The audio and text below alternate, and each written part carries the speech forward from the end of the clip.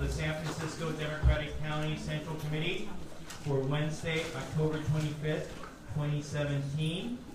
My name is David Campos, and I'm the chair of the Democratic County Central Committee here in San Francisco. We will begin by asking our recording secretary to please call the roll. Great. Member Alexander. Present. Member Eliotto. Member Baraka. Here. Member Breed. Here. Member Campos. Present. Member Cohen. Present. By proxy. Member Dana Bruce. Present. Member Duffy. Present by proxy. Member Farrell. Excused. Member Fewer. Here. Member Galata. Here. Member Gross. Here. Member Gupta. Presente. Member Francis Shea. Member Tom Shea. Here. Member Jung. Here. Member Kim. Member Lacroix. She is Here by proxy. Here by proxy. here by proxy. Member Lowe. Present. Member Mandelman. Here by proxy. Member Maxwell. Member Norton. Here. Member Peskin. Member Wu. Here. Member Feinstein, excused. Pelosi is also excused. Congresswoman Spear. Here. Board of Equalization Member Ma. Here by proxy. Senator Wiener. Here. Assemblyman Ting. Here. Assemblymember Chu. Here. All right, we have quorum. Thank you very much, Madam Secretary. Before we move on to item 2 on the agenda, I do want to just welcome everyone to this meeting of the San Francisco Democratic County Central Committee. We know that this is sort of an interesting space. The Democratic County Central Committee will not be meeting in November and December, but when we meet in January, we expect to be in a much larger space, so we will keep you posted as to the location of that. Nevertheless, we're happy to be here in the heart of the mission. And I know I apologize for the lack of air conditioning. So we will be working on that. So now we move on to item number 2, which is approval of the meeting agenda. And I know we have the agenda before you, but we have one amendment from Member Baraka. Member Shea, would you like to do the honors? I would love to. Thank you very much, Member Baraka. So I apologize, members, to bring this forward before you inside the 72-hour noticing period, but I was watching, as we all have been the last couple of weeks, the developments on this historic fire and CAL FIRE. Just yesterday, said that 98% of the major fires, the 21 major fires in the North Bay have been considered contained. And they expect full containment within the next few days. And this is a significant, obviously a significant change from the first week when CAL FIRE said that this could go on for months. And you can only imagine what type of devastation that would have created. So I talked to Member Baraka and a couple of other members on the fly, and I said, you know, is it appropriate to do this tonight? And I got an affirmative from all of them. I hope it's unanimous. It's a resolution supporting bravery and selfless action of the fire, police, and medical, and all of the first responders to the historic California fire of 2017. Thank you, Member Shea. So we have a motion to amend the agenda to include that resolution. Second by Member Baraka. Colleagues, can we take that without objection? Without objection, that item is adopted into the agenda, and the agenda is amended as accordingly. We have a second motion to amend, and I'll recognize Member Galata. So I know we have Delaney Easton, a candidate for governor, here with us tonight, who we'll be hearing from. I also wanted to acknowledge that we have Eleni Kounalakis, who's running for lieutenant governor, who's also here. And so I thought we could just invite Eleni to say a few words tonight on the agenda after we hear from Delaney. So just a 3-minute presentation from Eleni after Delaney, if we can add that to the agenda tonight. Do we have a second on that? Second. So we have a second by Member Shea. If we can take that without objection. Without objection, that will be added to the agenda, so she will be given an opportunity to speak after candidate Elaine Easton. So we have an amended agenda, so can we have a motion to adopt the agenda for tonight's meeting as amended? So we have a motion by Member Fewer and seconded by Member Wu. If we can take that without objection. Without objection, the agenda is adopted. If we can now move on to item number 3, approval of meeting minutes of the meeting of September 27, 2017. I will open it up to any changes or amendments to the minutes of that meeting. See no. Oh, yes. Just a minor. Member Baraka. I just wanted to double check that Heather spelled her name that way. It's spelled H-E-I. That's what I pulled from, I'll double check. Okay, that's all from me.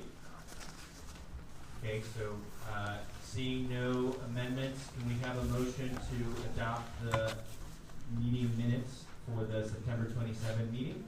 We have a motion by Member Sheh. We have a second by Member Peskin, who's here by proxy. We can take that without objection. Without objection. Now we will move on to general public comment. And before we do that, I want to note that on the table there are cards where you can request, make a request to speak during public comment. We also have on the table cards where you can fill out a question that you would like for us to ask of the gubernatorial candidate who's speaking before us tonight. So if you have those cards, if you can please put them, fill them out and pass them to our executive director. Adam, if you can raise your hand.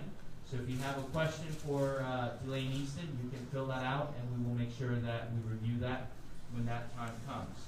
So with that, I will now open it up to public comment. And under the rules, each member of the public who has requested to speak has 1 minute. So I will call upon people, and if yes, Member Baraka? I'm sorry to interrupt, but I just have one quick question. Are we live streaming tonight? And if so, is it from our Democratic? Yes, so I actually forgot to mention that, and I want to thank our executive director and also Member Groth who is doing that. We have live streaming of this meeting, which means that we hope to have many more Democrats watching this meeting live. We're hoping that we reach as many of the hundreds of thousands of Democrats that we have in the city and county of San Francisco. So if you're watching, welcome to your San Francisco Democratic County Central Committee. Getting likes right now. All right. Thank you. Thank you, Member Baraka, for pointing that out, and we're happy to make these meetings more accessible in different ways. So with that, I will call upon people, and if I will ask people to maybe line up to the side if possible. And so please come up. There's no particular order. Brandon Harami, Izzy Malou, Susan Pfeiffer, Frank Noto, Alec Bash. Please come on up, and I'll keep calling out more names. Thank you. Can you hear me okay? Yes. Yeah, all right. Good evening, San Francisco Democrats. I would like to, my name is Brandon Arami, the Secretary of the Richmond District Democratic Club. I would like to speak on behalf of the Richmond District Democratic Club tonight and thank the several members of this board for sponsoring our resolution that encourages Senator Feinstein and Leader Pelosi to support Medicare for All. So thank you, Member Galata, Francis Shea, Groth, and De Jesus. I do really appreciate it, so does the club. We introduced this resolution in sort of a campaign where trying our best to support single-payer Medicare for all Californians and all Americans. We wanted to take steps to encourage our representatives by name to support Medicare for All by joining the majority of Democrats in Congress, both in the Senate and in the House. So I'm hoping to see this body pass this resolution with the name still added on, because it's super important that Pelosi knows that we want to encourage her, and Feinstein knows that we want to encourage her to support Medicare for All. Thank you. Thank you very much. Next speaker. Good evening, everyone. My name is Izzy Malou. I am the VP of Membership Engagement for the United Democratic Club. I am here regarding the bylaw amendments before you today. amendments that are before you are vague, incomplete, and subjective, and I would ask that you send them back to committee or reject them altogether before passing them. Thank you. Thank you. Next speaker, and I do want to just point out, I know this is probably not the place to do it, but I think that you could always just give a thanks to Susan Pfeiffer for all the work she does. I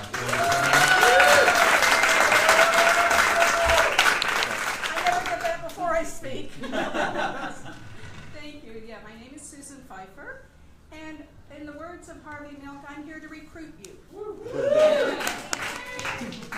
I'm a member of Democracy Action, a group of individuals who were deeply involved in the last election, many of them in the 2 presidential elections before that. And like everyone else, we were deeply devastated by the results. Who here has been devastated? What have you done to fix it? That's what I'm coming to ask. We have been holding weekly phone banks. We've been partnering with other organizations like Swing Left and canvassing, and we've just started holding text banks.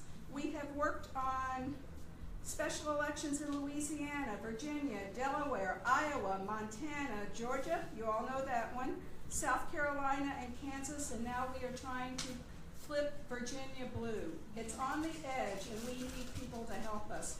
If you go to demaction.us, and we have some cards back here on the table with the URL on it, you'll see where our phone banks are. And it doesn't take any training, and for texting, it's really easy.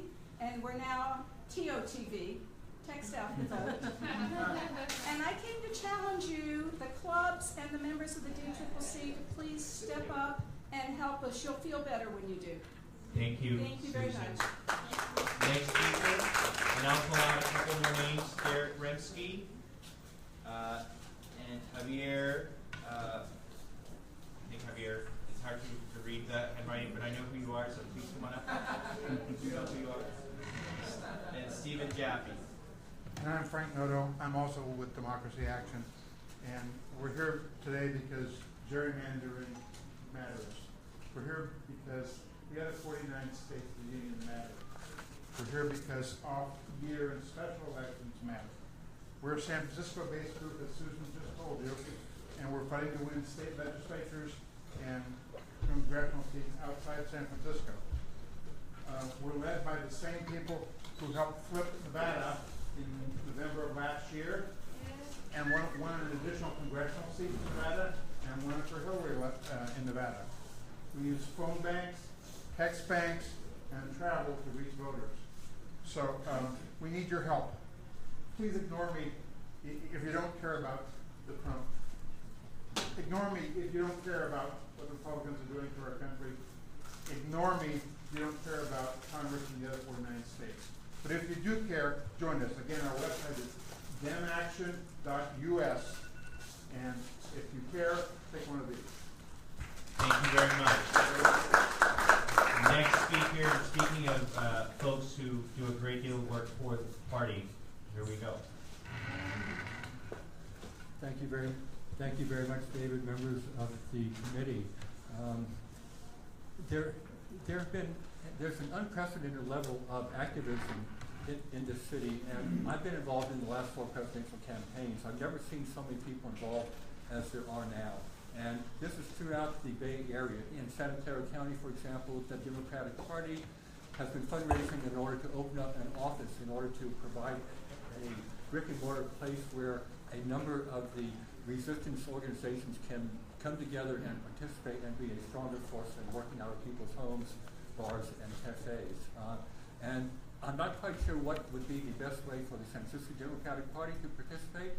I know you have many local issues that you're very much involved in, but I hope that you'll want to become part of this resistance also, whether through having one of your vice chairs be liaison or assigning additional responsibilities to your executive director, but somehow to become part of the resistance in San Francisco and what you do, as well as in the policies that you propose for the city. Thank you very much. Thank you very much. And I will be addressing that in my report. Next speaker, Mr. Javier A. Mendoza.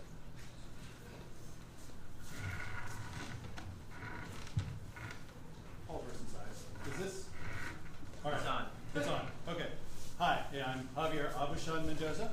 I'm with the Latino Democrats in SEIU 1021. I wanted to talk in support of the Medicare for All encouragement resolution. I'm sure most people here are familiar with a poll that recently came out saying that the majority of Democrats and the vast majority of young Democrats support Medicare for All. I was just at the Bernie-crats, young Democrat meeting, and nobody who came forward to speak there would dare say they were for anything less than absolute universal coverage. You know, Chair Campos, you spoke about making San Francisco Democrat a title to be proud of. And here in San Francisco, we believe in universal health care. And I think it is absolutely appropriate that we ask our leaders to lead in that direction so that we can all be proud of where we're going. Thank you very much. Thank you very much. We'll do a couple more names. Michael Adams, Sasha Bittner. Good evening, committee members. I'm here tonight to ask the committee either send the bylaw amendments before it back to committee for revision or reject them as they're being offered tonight. The bylaw amendment about club use of the name, it's vague and it's subjective. For instance, from who do the clubs seek authorization from? The chair, the ED, the whole body, the executive committee? What is the criterion for granting or not granting authorization? Who makes that decision? If passed, would clubs be allowed to publish a factual statement, such as Larry, Moe, and Sally Dem Club are an officially chartered club of the Democratic Party? The clubs are either chartered and allowed to tell the public they have worked to seek and maintain its charter and its affiliation with the San Francisco Democratic Party, or they're not. Also, who decides what is misleading and what are the measurements for making that decision? Can the DCCC revoke authorization after it's granted? And if so, under what circumstances? Regarding the other bylaw amendment in front of you, the conflict of interest, I can't imagine this body's party attorney said it was legal. Thank you very much. I hope you reject these bylaw amendments. Thank you. I have a couple more names. Gordon Marr, Edward Wright, Christine Randall. Oh, go ahead. Oh, yes. Yes, thank you.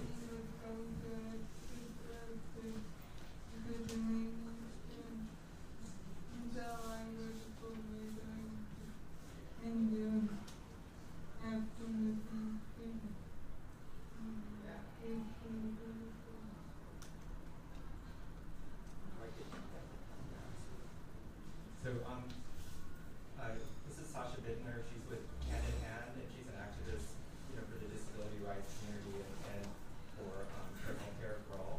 And Sasha had a question for Delane Easton. Is this an appropriate time to ask that, or is that going to be separate? Well, if you can actually write out your question, or someone can help her write a question, and we will make sure that we ask that during the proper time, which is the next item on the agenda, if that's okay. Can we give her a card to ask the question, please? Next speaker. Yes, sir. Thank you. Excuse me. Thank you very much. Thanks to the committee. It's interesting that we're meeting here at City College. I have a very specific concern I want to just point out. In very general terms, we'll be offering a work paper on the potential encroachment on access to education for our new and growing student body in the newly accredited City College, thanks to all of you. And so I think I'm here among friends and advocates for looking out for the infrastructure that supports that student housing. It's got a common name. It's called a parking lot, and yet it's an essential piece of providing access to students, faculty who run from this campus to the Ocean campus to Mission to Chinatown and so on. We have to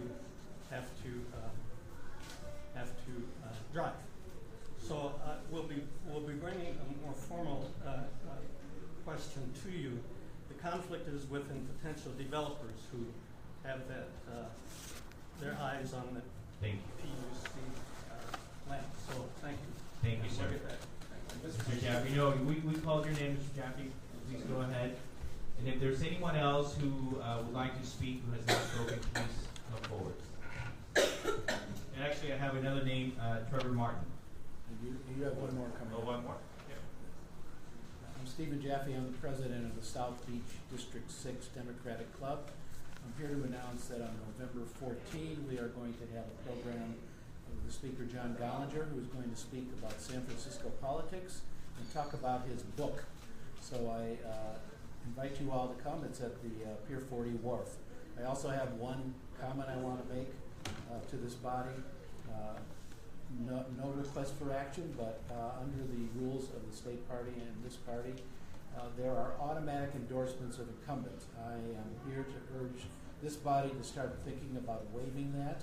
I do not think an incumbent should be automatically endorsed merely for occupying the office for a term. I think the incumbent should be required to stand on his or her own record, and whoever might be challenging. Thank you.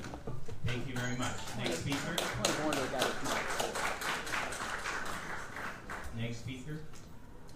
Good evening. Thank you. My name is Trevor Martin. I'm the treasurer of the San Francisco Bernie-Crats and San Francisco for Democracy.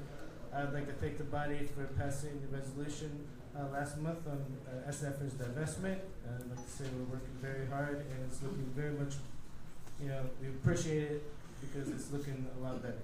I also like to speak in favor of SB 562 and single payer and encouraging our Democratic leaders to stand up for single payer as well. And then finally, I was at a Save Midtown meeting last week where the supervisor of that district was not present, and she's not present here again tonight.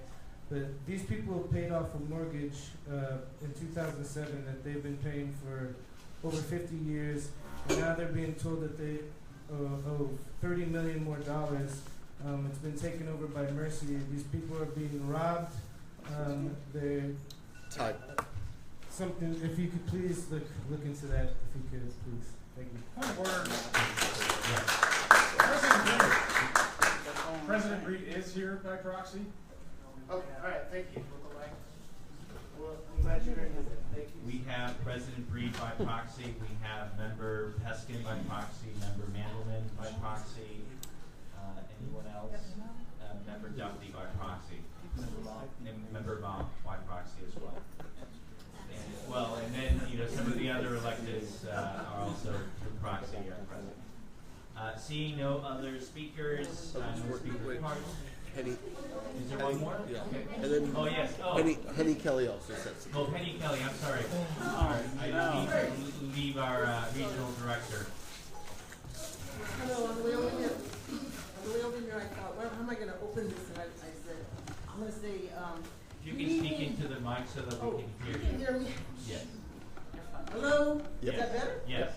Okay, on the way over here, I'm thinking, how do I open it? Because I'm friends with half the people there. I say, okay, I'll open it by saying, good evening, friends and foes. But you could be all friends. Maybe you just could help me visualize a City College campus. So the mic so that visualize the City College campus with the Performing Arts Education Center built. The people of San Francisco voted in 2001 and in 2005 to approve and fund a Performing Arts Education Center. And as you know, the heart of San Francisco is the arts. And so it is at risk. The Performing Arts Education Center hasn't been built, and there's something coming before all of you about privatizing, giving to developers public land that's currently owned by the PUC, and that land should be given to City College for its campus and not be given to private developers for private profit. So when it comes before you, please remember the vision of the Performing Arts Center built and the peaceful, beautiful campus of City College in its complete entirety instead of being some of the land being just given to private developers for profit. Thank you. Thank you very much. And my apologies to our regional director, our fabulous regional director. I forgot to note that she has a speaker card as well.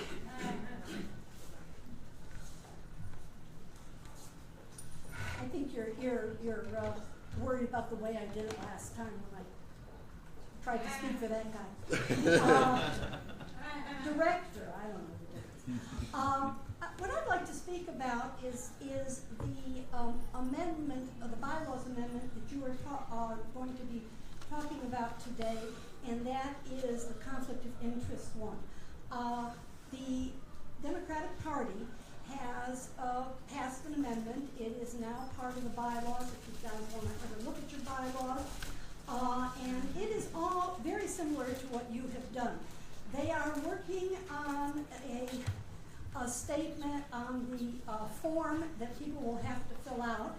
And I helped draft that bylaws amendment, and I am helping the Rules Committee draft the form. I would appreciate it if we passed it, because we should be in compliance with the Democratic Party. Thank you. Thank you very much. Any other speaker? Seeing none, public comment is closed. And now we will go to our next item, which is item 5, which is a presentation from one of the candidates for governor of the state of California, former California Superintendent of Schools, Elaine Easton. And before I turn it over to you, ma'am, I want to let you know that we in San Francisco, the San Francisco Democratic County Central Committee, will be hosting a candidate forum where we will invite all of the gubernatorial candidates sometime early next year. And our hope is that when that invitation goes forward, that you accept the invitation. And because I think that it's important for all San Franciscans to hear directly from all candidates at the same time. And if I may, to say a personal note about Elaine Easton, I first heard about Elaine Easton when I was in high school in South Central Los Angeles at Jefferson High School. And what I remember about Elaine Easton is that the way that my teachers spoke about Elaine Easton was that this was someone who really cared about the education of low-income kids of color. So with that, I will say, Ms. Easton, thank you very much for being here. Welcome to the San Francisco Democratic Party Central Committee. And the way that the format works, so that folks know, we will have a 10-minute presentation by this candidate, and that will be followed by 15 minutes of question and answer from this body, and also from questions that are provided by the public. And we will have the same time restrictions and limits for every candidate that comes and speaks before the body. So welcome to San Francisco. Welcome to the mission. Thank you.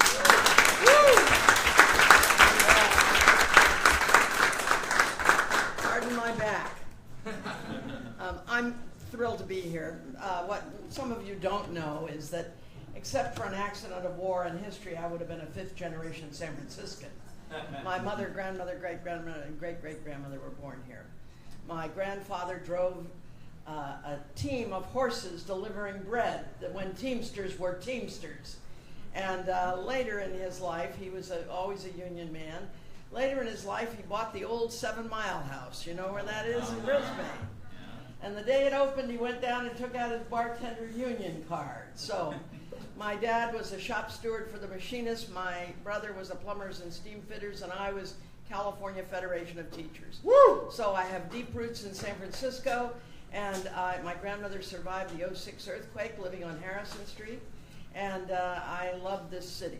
I started to school here at San Miguel. So many of you don't even know there was a San Miguel. Some of you do. It eventually was the site of Leadership High School. But the thing about that experience, I will just tell you, I had a fabulous teacher. Her name was Mrs. Poole. She had 44 children in the 2nd grade class. When my dad got out of the Navy, they bought the little house that cost more because they heard the schools were better. And I was the 20th kid at Mrs. McClaw's 2nd grade. So when I became superintendent of schools, I fought for class size reduction in K-3. And you know how I got the $2.3 billion to do that? I sued Pete Wilson. So the first thing you need to know about me is I not only have deep roots in San Francisco, I have a brass backbone. And I'm going to stand up for what's right in California. I will just tell you all that I believe that California is the most wonderful place on earth. And right now we've got too many people that aren't thinking big enough. So we got to go forward from this point with optimism and enthusiasm about who we are and where we can go and what we can do. That does mean affordable health care for all, and I support SB 563. That does mean a clean environment and good clean water to drink and good clean air to breathe. And I am the only candidate that has come out for banning fracking. I say ban the fracking. I will also tell you that I'm very proud to say that I believe very strongly that you need to have somebody who leads the state of California who's looking down the road and thinking about tomorrow. Because the bottom line is California isn't doing enough long-range thinking and long-range planning. Now, I won't say we don't have any long-range plans. First, we make every city and every county have a long-range plan. We got some other long-range plans. We got a long-range water plan that was done under Governor Brown, Pat Brown. The year was 1957. The higher ed master plan, since we're at San Francisco City College, the higher ed master plan was done under Pat Brown in 1960. So it's time that California began to do some long-range thinking. We just had the biggest rainfall in recorded history, but guess what? Most of that water ran into the ocean because we had no plan for capturing the water and re-injecting it into our aquifers and using it for water. The last thing on earth we need is a peripheral canal with a lid on it called a twin tunnel. But the truth is we don't need the twin tunnel if we use water more effectively, more smartly, and with an eye on the future. I will tell you all that though you can't listen to me and not know that the real reason that my life was so amazingly wonderful was I had a wonderful education. I'll just tell you that my folks were a very hardworking blue-collar family, but they, in fact, gave me a wonderful life. And what I want for every kid in California, from the moment they're conceived until the day they graduate from college or from career and technical school, I want every kid to feel they got a great education. When I graduated from high school, California was 5th of the 50 states in per pupil spending. We were tied with New York. This evening, we are 41st of the 50 states. New York spends twice as much per child. Kindergarten is not mandatory, I'm ashamed to tell you. It should be mandatory in full day. There should be universal preschool at every other first and second level. And when the terrible recession hit, Arnold Schwarzenegger took 20% of the cuts out of child development, but child development was only 3% of the budget. So we've never restored all the money for child development. We've got 600,000 children on waiting lists to get child development. That means 600,000 parents that are unemployed or underemployed because we don't have the child development for them. I know one couple, though, that they got child development here in San Francisco. Yes, sir, they've got 2 kids in child development. They're spending $3,000 a month. The truth be known, you can't afford to buy a house in San Francisco hardly anyway. But if you add $3,000 a month onto child development, it makes it impossible even for well-educated, well-paid young people. So I'm here to tell you that I'm also going to fight for affordable housing in the state of California. I have a record on this. I was on the Union City City Council. Go down to Union City. Right next to the BART station, you'll see a bunch of high-rise buildings going in. They're affordable housing and some market-rate housing, but it's because we used redevelopment to reclaim the Pacific State Steel property, the liquid air factory, and the PG&E pipe storage yard, and we put affordable housing. And guess what? Not only do the young families love it, because it's right downtown, but they can walk to the BART station. We need to build affordable housing by every transportation hub in California.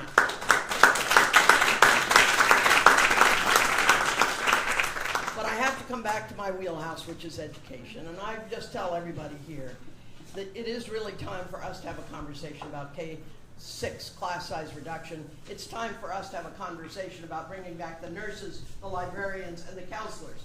Some people think that's a frill. You know, we're dead last in class size. We're dead last in the number of nurses, librarians, and counselors. Does the nurse matter? Well, it was the nurse that called my mother in the 4th grade and said, get her eyes checked. She needs to wear glasses, I think. And by God, I did.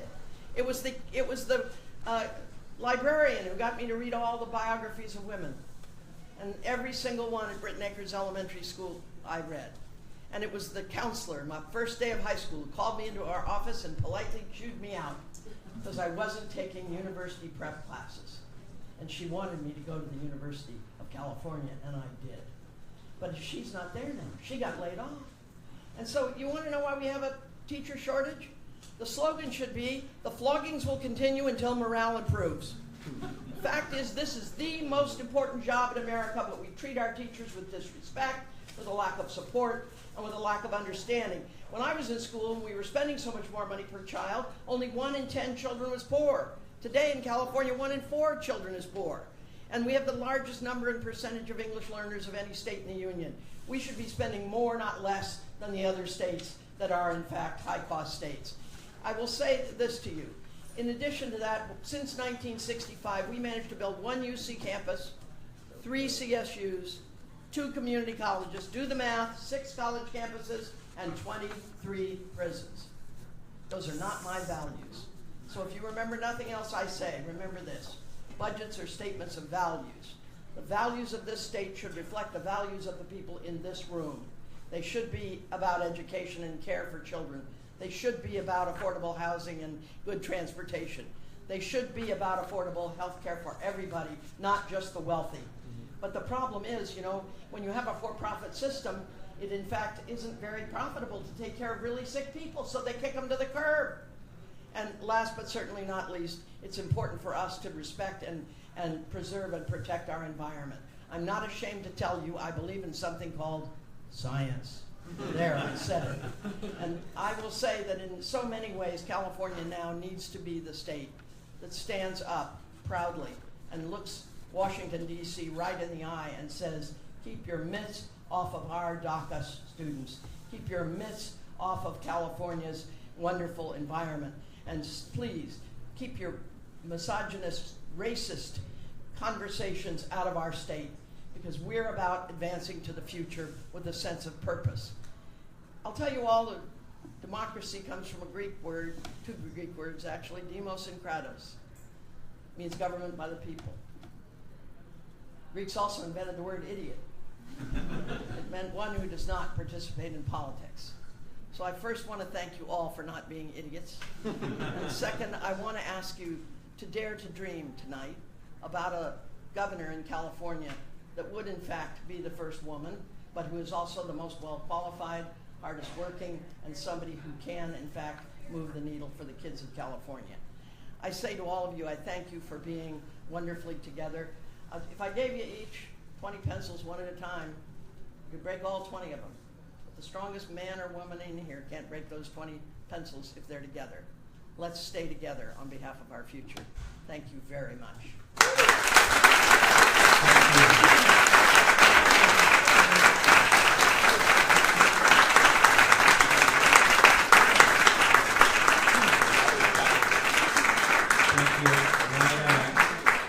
Right on the dot also. Before we open it up to questions from my colleagues here, I do want to actually ask you the question that a member of the public presented, and we have 15 minutes of question and answer, and so I will read that from Sasha Bidner. Question for Elaine Easton. What will you do as governor to make home care more affordable to middle-class families who today are forced to spend down to poverty level to access Medicaid-funded home care? Fabulous question. First, you need to know that I do believe that we have to look this problem directly in the eye. I have a 97-year-old aunt who is living in a very expensive facility, and her money is running out. I had another 94-year-old aunt who had round-the-clock care, and I can tell you we all fretted and worried and worked to make sure she was cared for. I will say to each person here that there is a crisis in California and in America, but if we approach it right, we can put a whole lot of people to work. We have been putting some people to work. We built those 23 prisons when we were building the 6 colleges. We put a lot of people to work doing that stuff. I'd rather put them to work getting educated. I'd rather put them to work doing home care, doing care for not only children with special needs, but for our seniors and everybody in between. And I'd rather put my resources into building affordable housing and transportation and doing the things that really make the future bright and beautiful. So I commit to you that we are going to do a full court press on putting California to work, doing important functions, but doing it in a way that's compassionate, caring, and does take care of people. That we have to do that in California. Thank you very much. So we open the floor to, yes, Member Norton. Thank you, Chairperson. Thank you, Ms. Easton, for coming tonight and for your long service and work in education. I want to ask you specifically about, since you are an expert in education, about special education in California, and there has been some work recently on sort of laying out a plan for how we should transform special ed in California, and I'm wondering if you can give me a few thoughts on that and how you would improve both the funding for special education in the state and the services provided to students with special needs. Well, first, education in general needs more support. Special education specifically does. And so I'm the one candidate that's willing to look you right in the eye and say we have to review Proposition 13, get more money back into the schools of the state of California.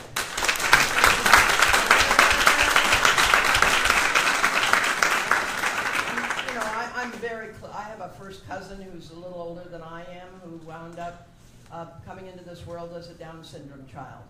And her mother was a teacher, her dad is a wonderful man, and they together gave my cousin a wonderful, wonderful support system that got her not only through school, but got her to have a productive job for over 30 years. She had a stroke in her late 50s and stopped working. But I really do believe that whether you're the very severely disabled child, like my cousin, who still had a wonderful life and is still living, by the way, she's in her late 70s. But whether you're like my cousin or you're the special ed child like Thomas Edison, whose mother was told it's a good thing your son is good with his hands, he's never going to amount to much mentally.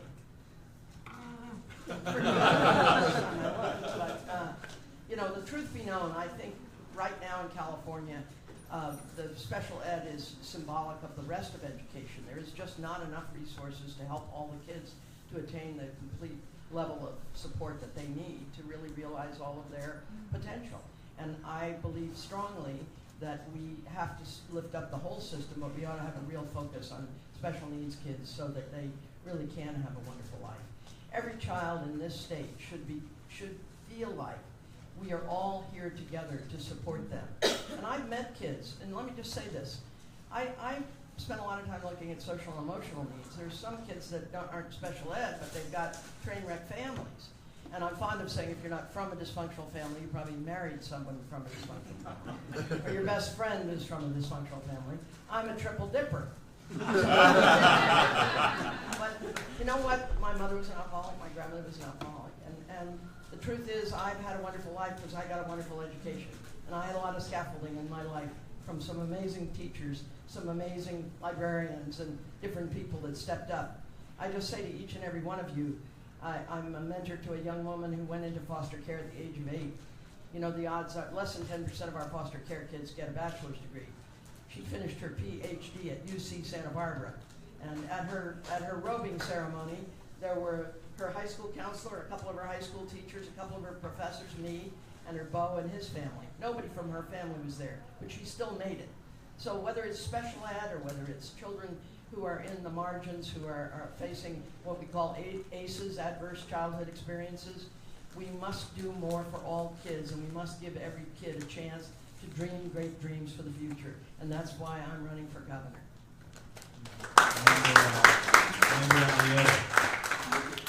Hi, I usually speak so loud. What is the plan for homelessness on a statewide level?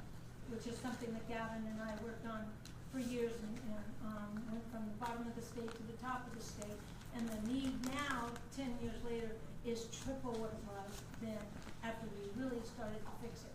So do you have a set plan or an idea of how we're going to address the poorest of the poor in the state? Well, first, I don't think it's a one-solution problem. I think it's a multi-solution problem. Because you have to treat the opioid-addicted young people different than you might treat the PTSD former troop. You have to treat them different than you might treat the mother who's come from an abusive environment and is out on the street with her kids, by the way. So the face of poverty today in America is a mother with a couple of kids. In 15 years, it could well be a senior citizen. It happens probably female. So right now, we have got to have a full court press. I'm thrilled that the legislature and the governor decided to build 14,000 affordable units a year, but it should have been more like 114,000 affordable units a year. And we need to have a much more diverse approach to what we are building and how we're building it.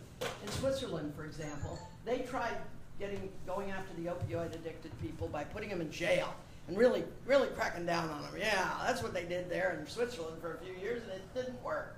The number of addictions was going up. So they decided instead to treat it as a mental health problem and to give people housing and to give them support and to give them mental health counseling. And by God, there's almost no opioid addiction in Switzerland right now.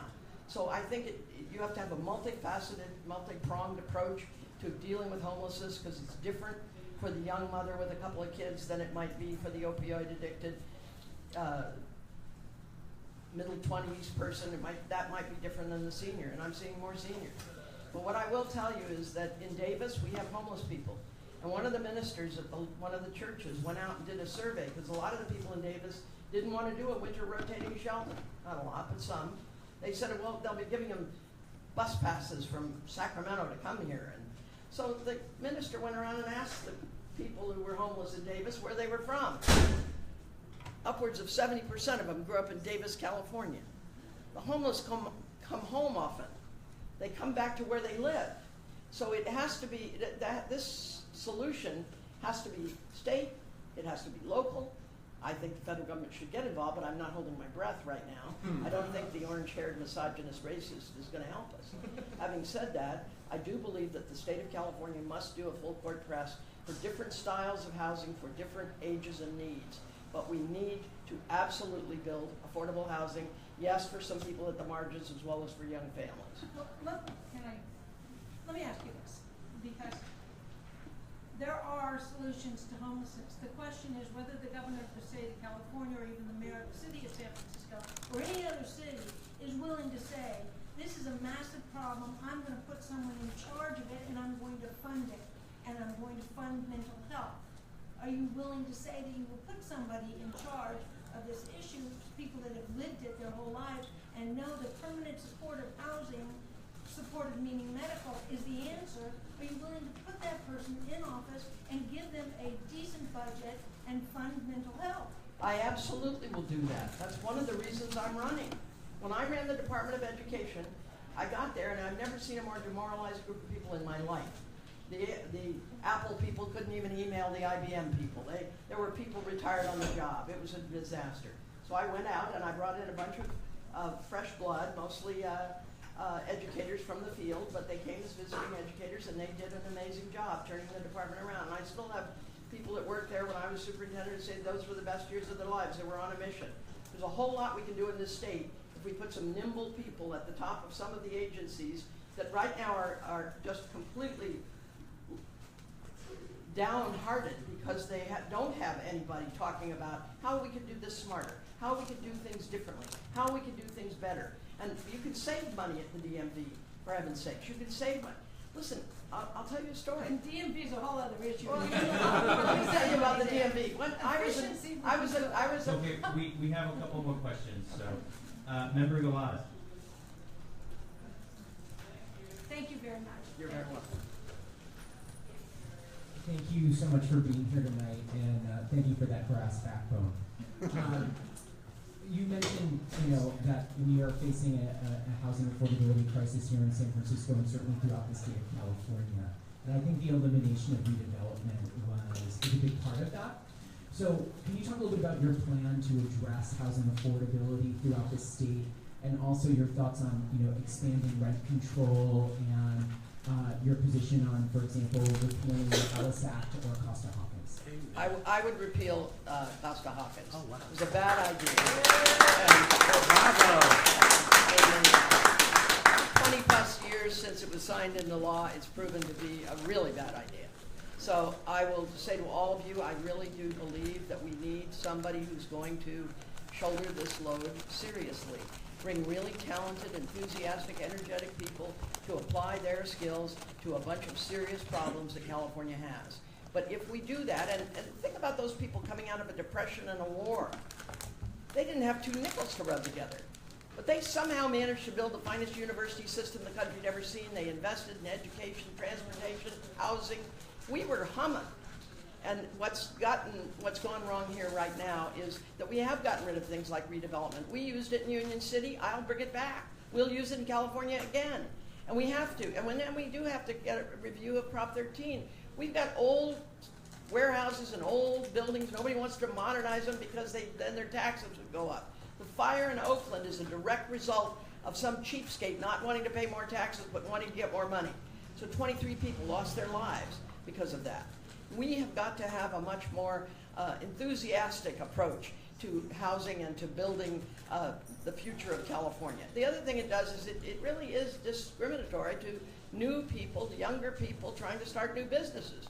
If you started a restaurant across the street from somebody whose restaurant had been there for 35 years, you might be paying 20 times the property tax. So it's time for us to have an honest conversation about commercial, industrial taxes and Prop 13. It was never intended that would never be reassessed. And it was just a decision board of equalization. We have 3 minutes left, and we have a question from David Sues, Alexander, and then Member Rock. You mentioned DACA at the very end there, and as governor, what would you do in California to protect the DACA students in terms of, do you have an understanding of also what the DACA students are asking, they not be a bargaining chip, if they have a clean bill of protection? I support DACA. I went to the rally in Sacramento. I spoke to the students, and then I walked with them to Homeland Security. I stand with them proudly. They are, in fact, our neighbors and our friends. And I like to remind the Republicans that for many years of my life, they wagged the 10th Amendment of the Constitution at me, the one that says power is not granted explicitly to the federal government nor denied to the states shall be the power of belong to the states and to the people. I'm going to use the 10th Amendment to protect the people of California from all sorts of thuggery that might be coming out of the White House.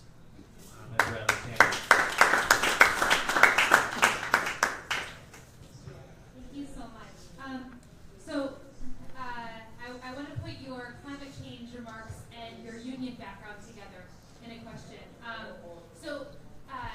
I appreciate and agree, and I'm excited that you are willing to come out and say you're for banning fracking. I also am going to presume that you are looking at moving away from greenhouse gases and reducing greenhouse gases and moving towards clean energy in California.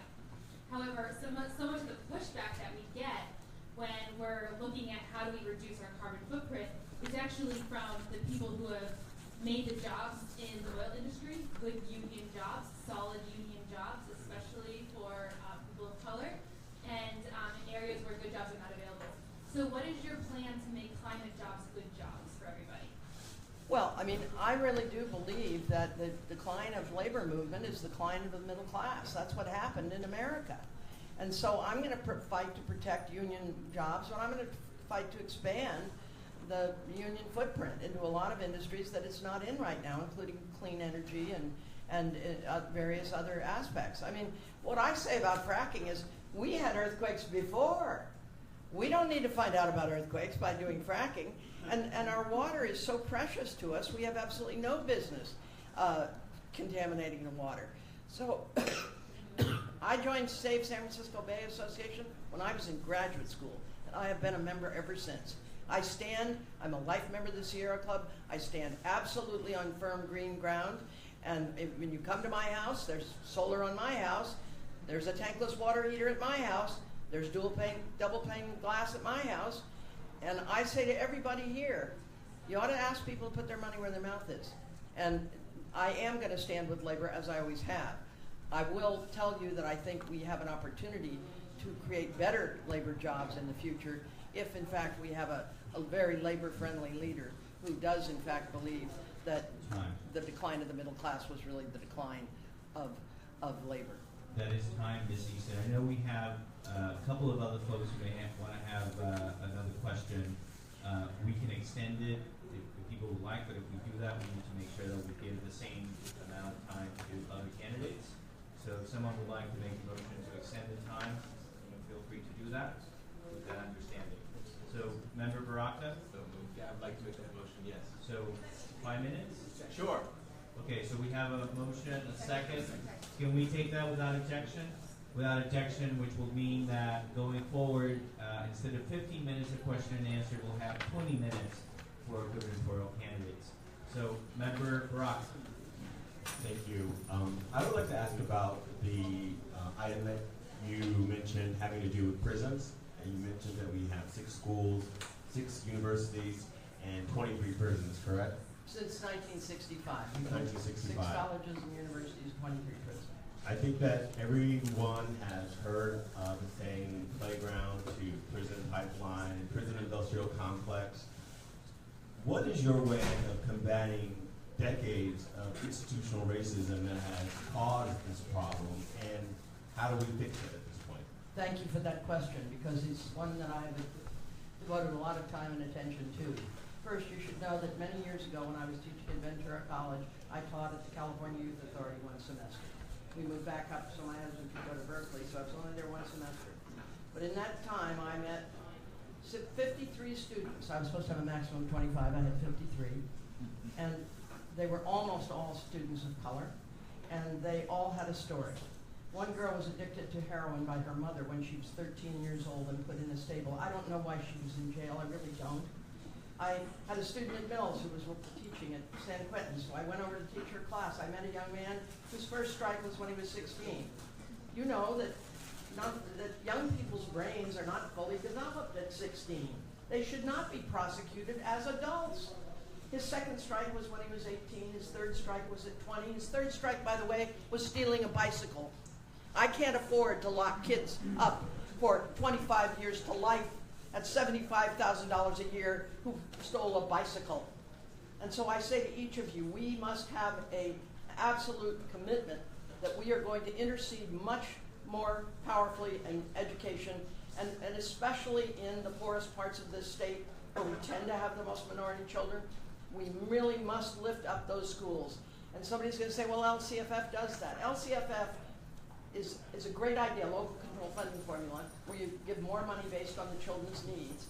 Having said that, some other places they call it a weighted student formula. Having said that, if you're not spending enough overall and you just shift a little bit of money around, it's still not enough.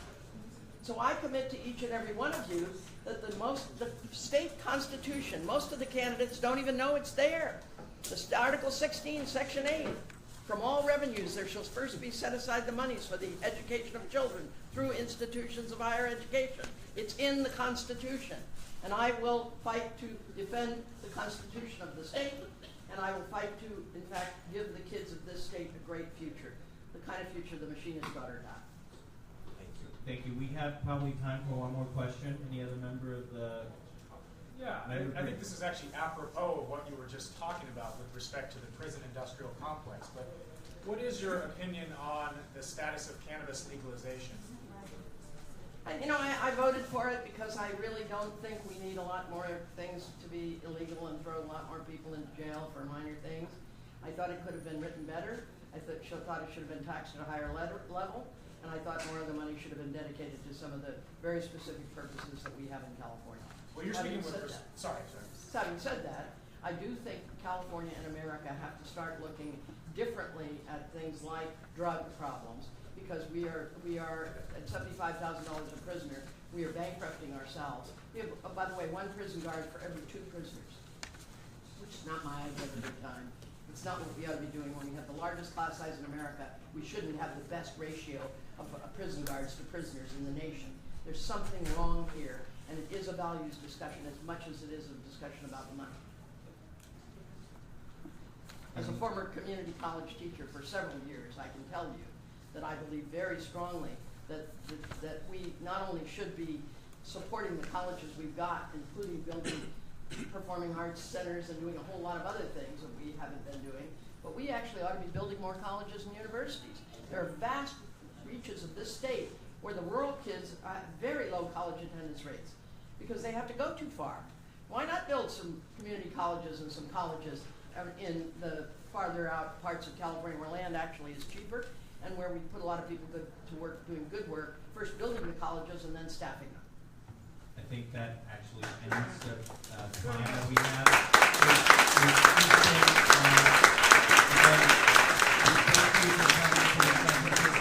Democratic County Central Committee, as we noted earlier, plan to have a candidate forum for all governor candidates in February of next year. Hope you accept the invitation when that comes. And again, thank you for being here. Greatly appreciate it. Thank you very much.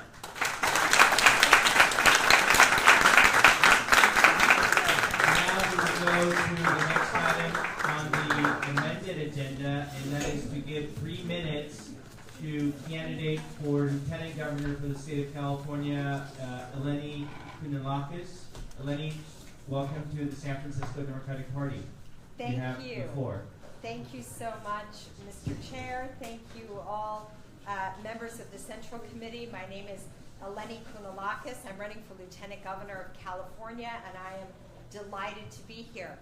California has only ever elected men, governor and lieutenant governor, but if we only elected women, tonight you would have seen the governor and lieutenant governor of California.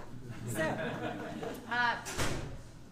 I am a former United States ambassador. I served in the Obama administration as the ambassador to Hungary. And before that, I worked in Sacramento, where I lived most of my life.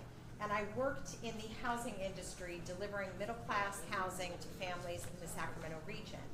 And before that, my very first paying job of my life was in 1992 at the California Democratic Party. I worked to help turn California blue, elect Dianne Feinstein and Barbara Boxer, and Bill Clinton and Al Gore, president and vice president. And over the years, I stayed very involved and active. I'm a 5-time delegate to the National Convention, and I've served on the Central Committee for the state as well. So I am running for Lieutenant Governor because I believe very, very strongly that California must lead the way to a stronger and better future. Like everyone in this room, I was shocked and dismayed and horrified after the election in November. And I truly believe that anybody who felt they had something to offer should stand forward and say so. So I'm running on a platform that includes bringing more affordable housing to the people of California. I worked on this for 18 years. I know how to do it. It has gotten very, very difficult. We have not built enough housing in California. And I am working very closely with experts at UC Berkeley on a plan to bring more affordable housing to the state of California.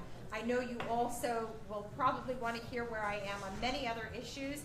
You can go to my website, which is eleni4ca.com. You will see that I am unabashedly in favor of universal health care and Medicare for all. And if we have to do it ourselves here in California, it has to be a single payer system at the center of that. I am also going to be the most stalwart vote as a member of the CSU and the UC. I will never vote to raise tuition if I am so lucky to serve on those as your lieutenant governor. And I'd also just like to say that we're running a campaign that has a grassroots approach. I have been in 55 and 58 of California's counties. I've also been endorsed by Senator Kamala Harris. I'm very proud of that. And I would very much like to have your support as well. Eleni Kounalakis for Lieutenant Governor. Again, thank you very much for the opportunity to be with all of you here tonight. Thank you.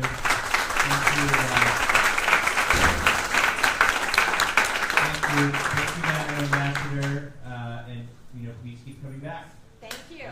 We will now, if it's unless there's an objection, I'd like to move on to items 6 and 7 and call those items together. Item 6 is proposed bylaw amendments regarding use of San Francisco Democratic Party name, Article 1, Section 1, Article 9, Section 1, and conflict of interest disclosure, Article 4, Section 9.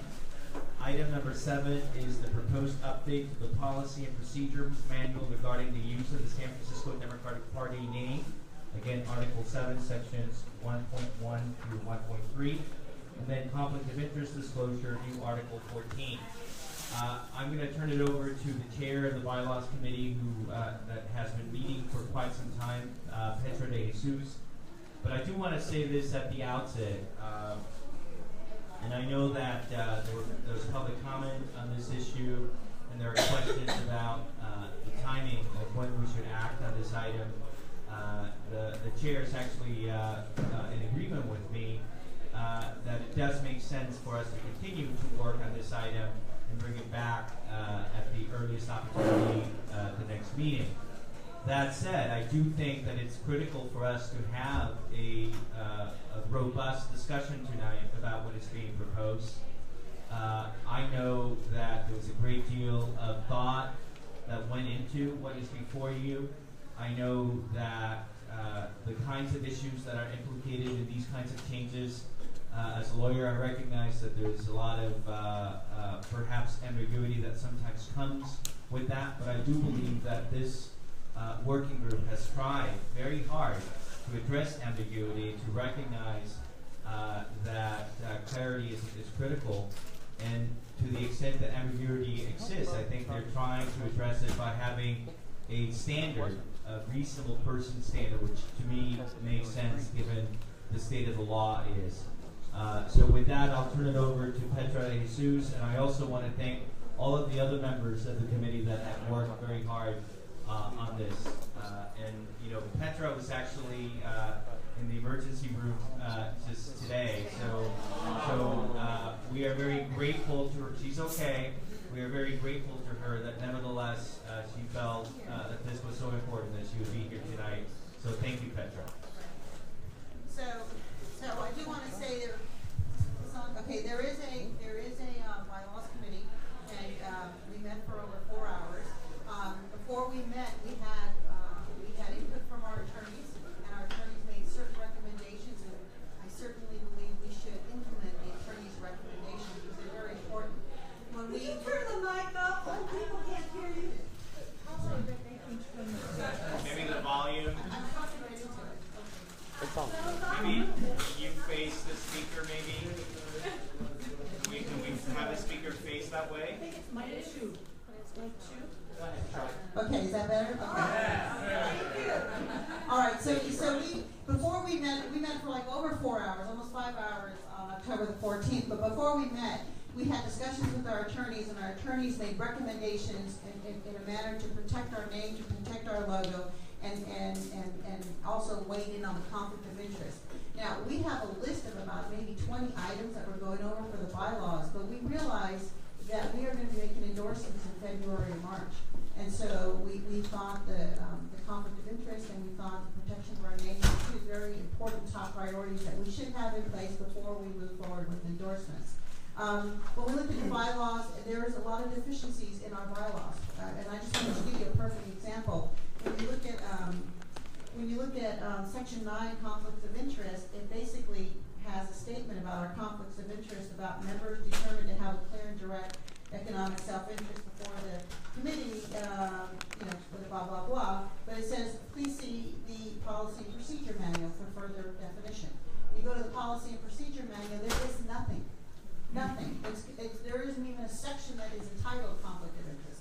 So they're really not, they're not there, and they need to be redone. So first of all, our attorney, one of the things that she said we should do is, let me find that again, is our name. If you read Section 1, our name basically just said the name of the San Francisco Democratic Party and the SFDCC, period.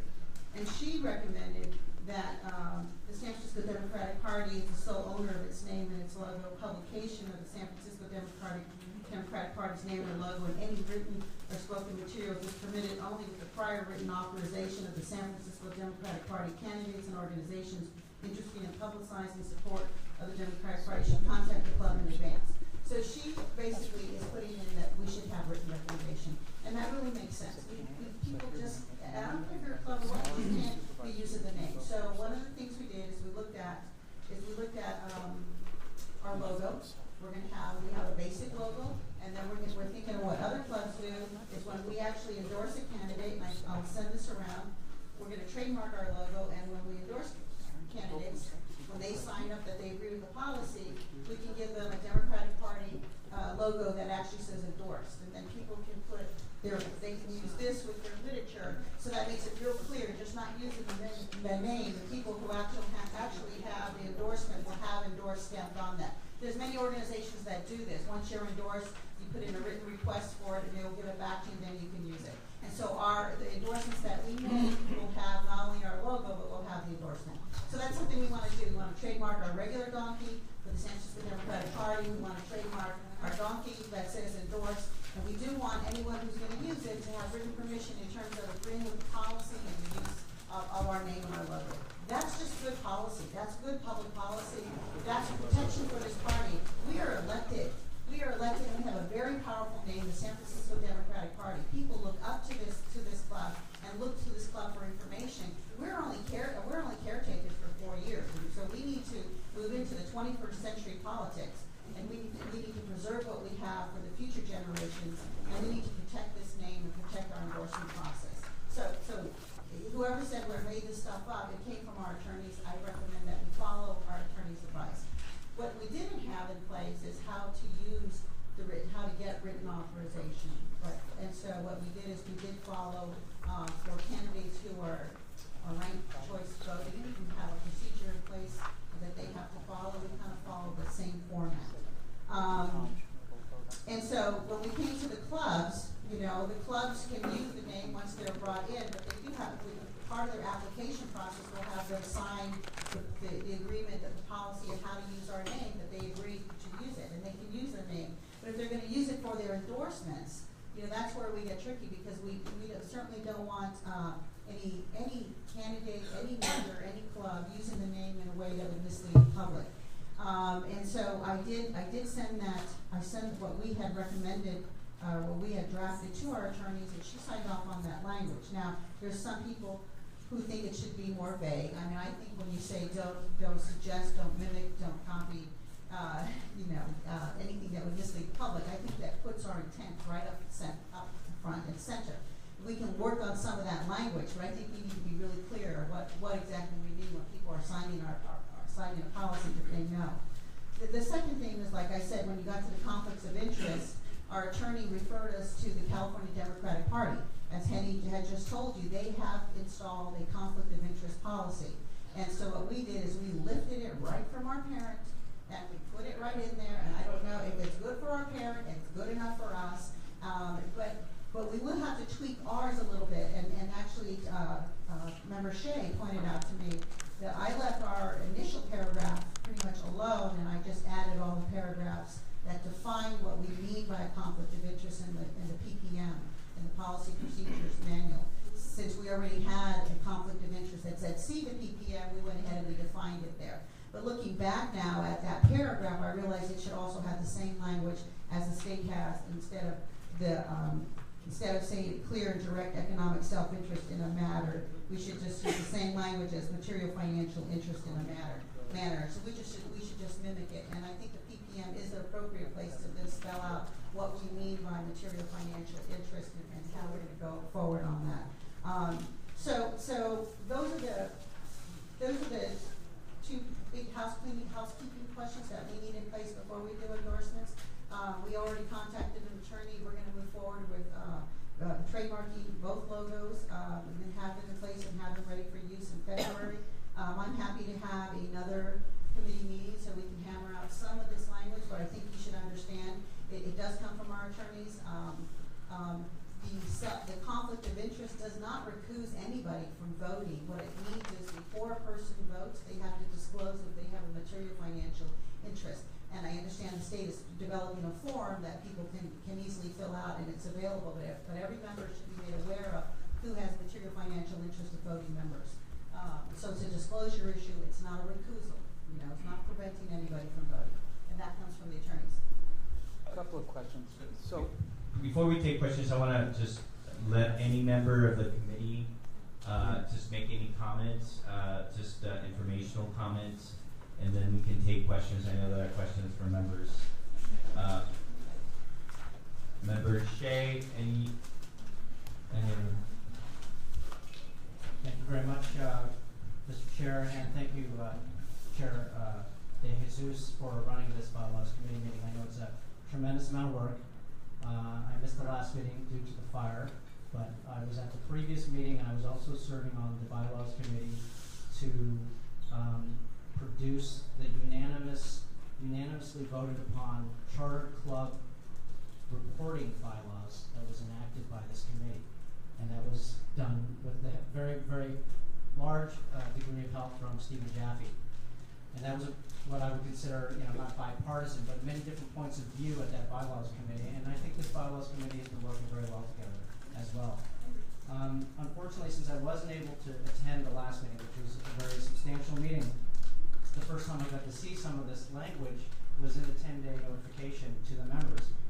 And as I've said in the previous meetings that we were at, I agree, along with the rest of our committee members, and I think the whole committee, that trademarking and protecting our logo is very appropriate and should be done going forward for the future. It's never been trademarked. It's never been copyrighted. It's changed many, many times over the many different administrations because there's been no formalization of the actual logo itself. So I think it's an appropriate thing to do, and I support it. When we get to the details of a bylaws amendment, that's where we run into a little bit of a difference of opinion. And I think that what I wanted to mention, and I've had discussions with Petra, and now we're having a discussion in the committee of the whole, is that the language of the current bylaws amendment to protect the party name goes into areas of subjectivity. Also, it takes away the determining power from the committee as a whole and gives it to the executive committee, which is a smaller committee. And it allows that committee to determine whether or not someone violates our trademark if they believe that this club, this charter club, misleads, implies, contradicts, or suggests contradiction to the official DCCC slate card.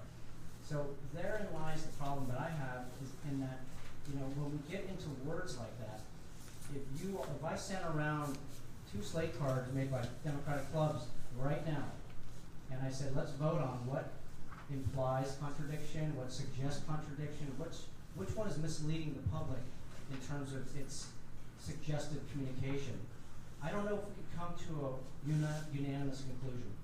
It's really difficult because a lot of this is caught up in design. Who uses red, white, and blue? Who uses a donkey? Of course, I'm not talking about the officially trademarked logo donkey. I'm talking about a donkey, one that you could pull off the internet that's widely used in most different types of democratic communication.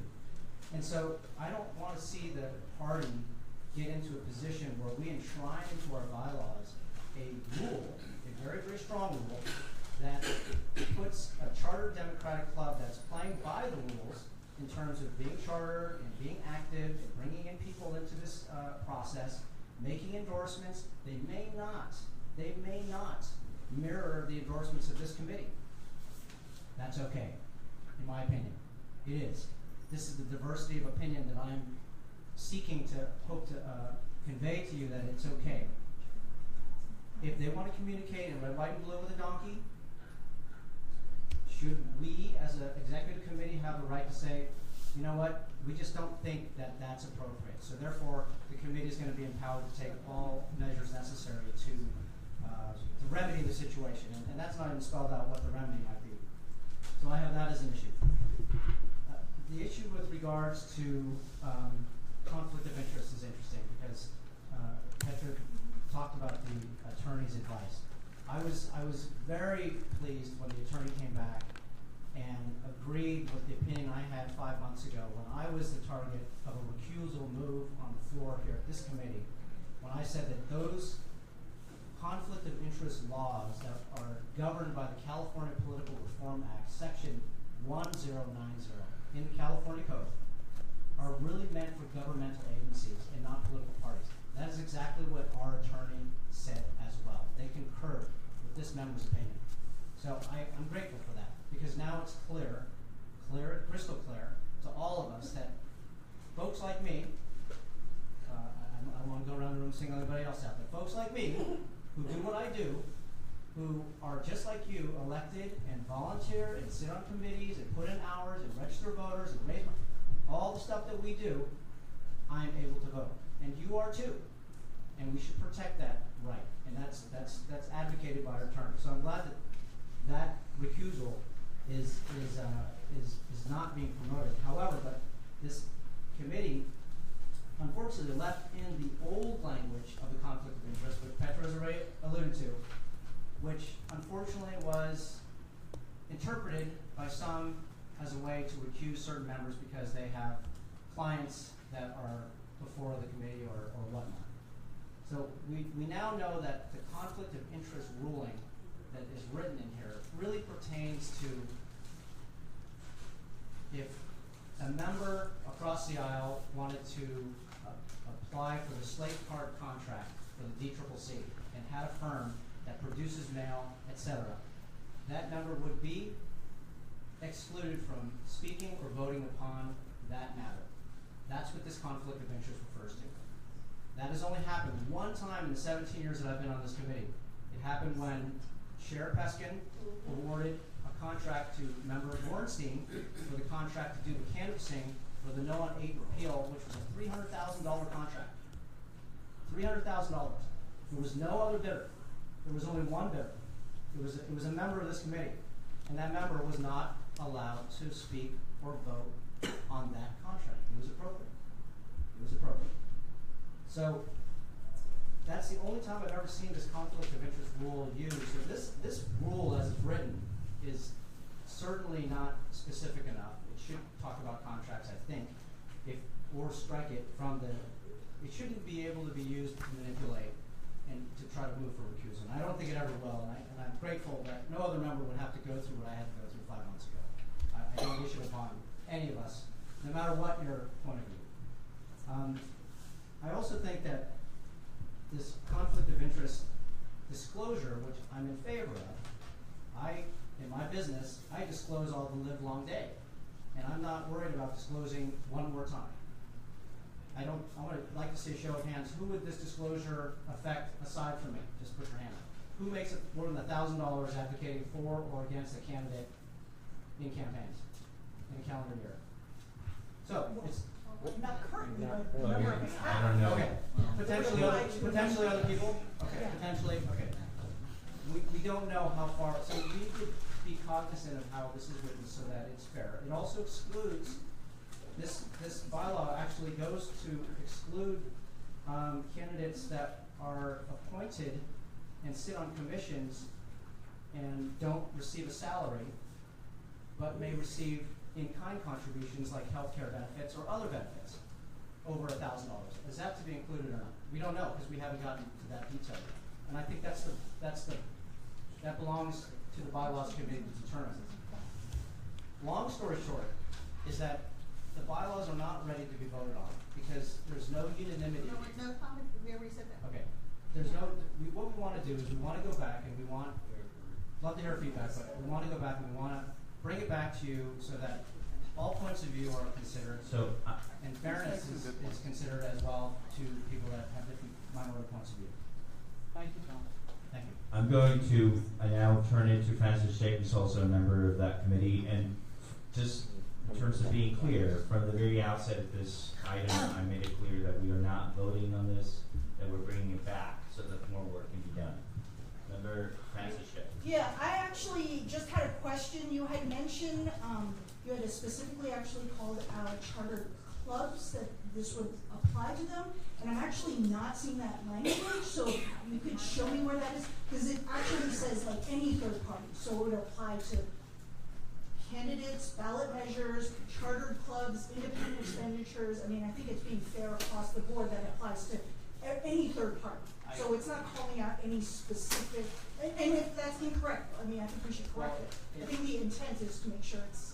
It does say chartered clubs through the chair. Where? Well, there's two sections. One is chartered clubs and one is then candidates and measures. And so It is. It's there.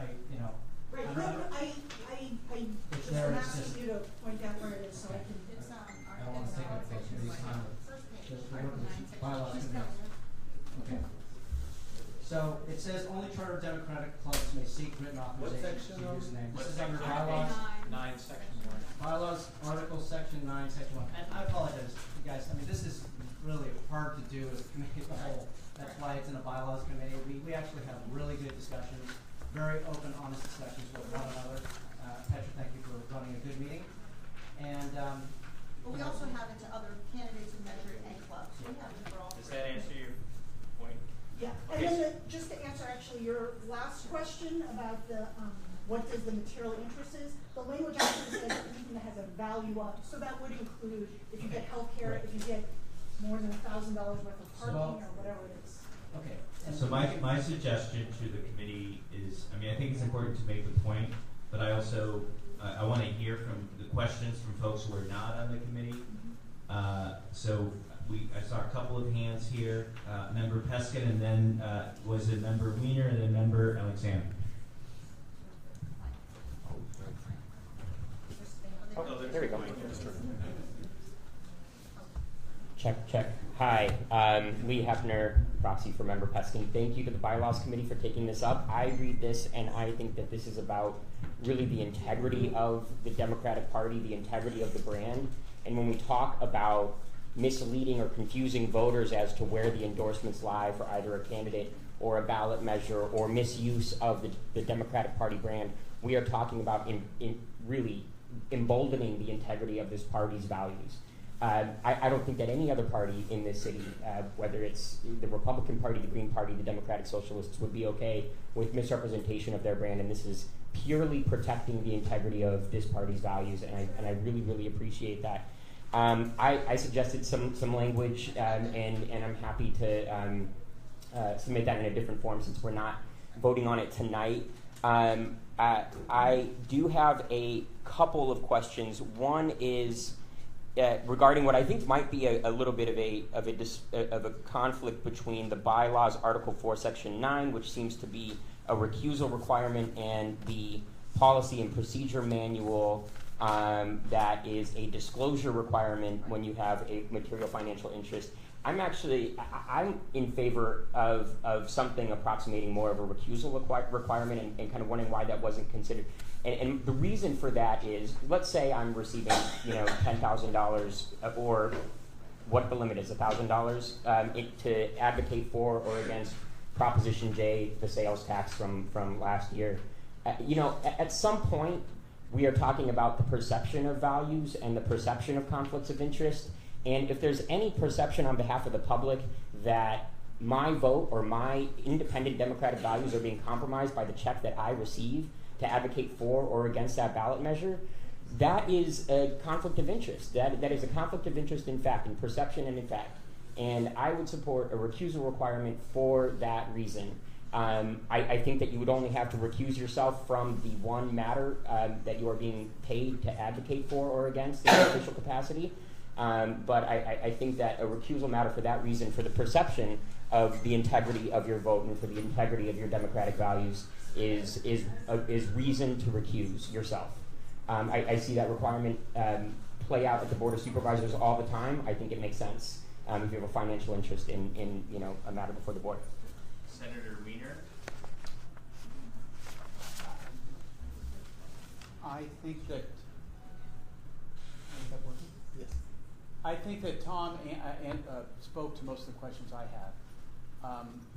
I think this is a great area for debate and discussion as the months go forward. And I do appreciate, Petra, that I see you're taking a lot of suggestions to work this through. I mean, there are going to always be times when our chartered clubs don't agree with the positions of this party.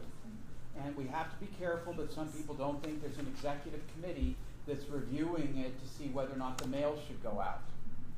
That's a perception that also wouldn't be good for the party. Just a point of order. I already discussed with Tom. We probably change that to the full body. Right, but I don't even think the full body should be looking at, the LDC's Democratic Club, whether or not it should go out. I mean, this is political speech. We're not going to have that kind of review. That's just my personal view. And there are always going to be differences. There's going to be times when they'll, historically, there were times when I think we can make clear rules, which we have, that our charter clubs can't endorse Republicans. We never had any disagreement about that. No. But we did have disagreements with some of our charter clubs who were endorsing Greens. That was a big problem. And so, we be careful, be careful what you ask for, because then all of a sudden you're going to be looking at a particular club's endorsement card for supervisors and green, and should we do county committee go to court to say it can't go out? So be careful what you ask for. I want to disagree with my good friend Lee. What if the person is working for the No on Prop 87 campaign? They're working their ass off and getting money. They're entitled to make a salary. They can't vote on it. So, I mean, I hear what you're saying. I think disclosure, transparency is the way to go, not to allow any member of this committee, when the voters can only vote for 12 or whatever, then they can't, to take away their right to vote and participate. I don't think it's the right thing. Member Alexander, and then we'll go to Member Spear, and then Member Ting, and Member Alioto.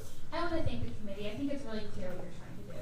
I don't think I'm not sure where the ambiguity is.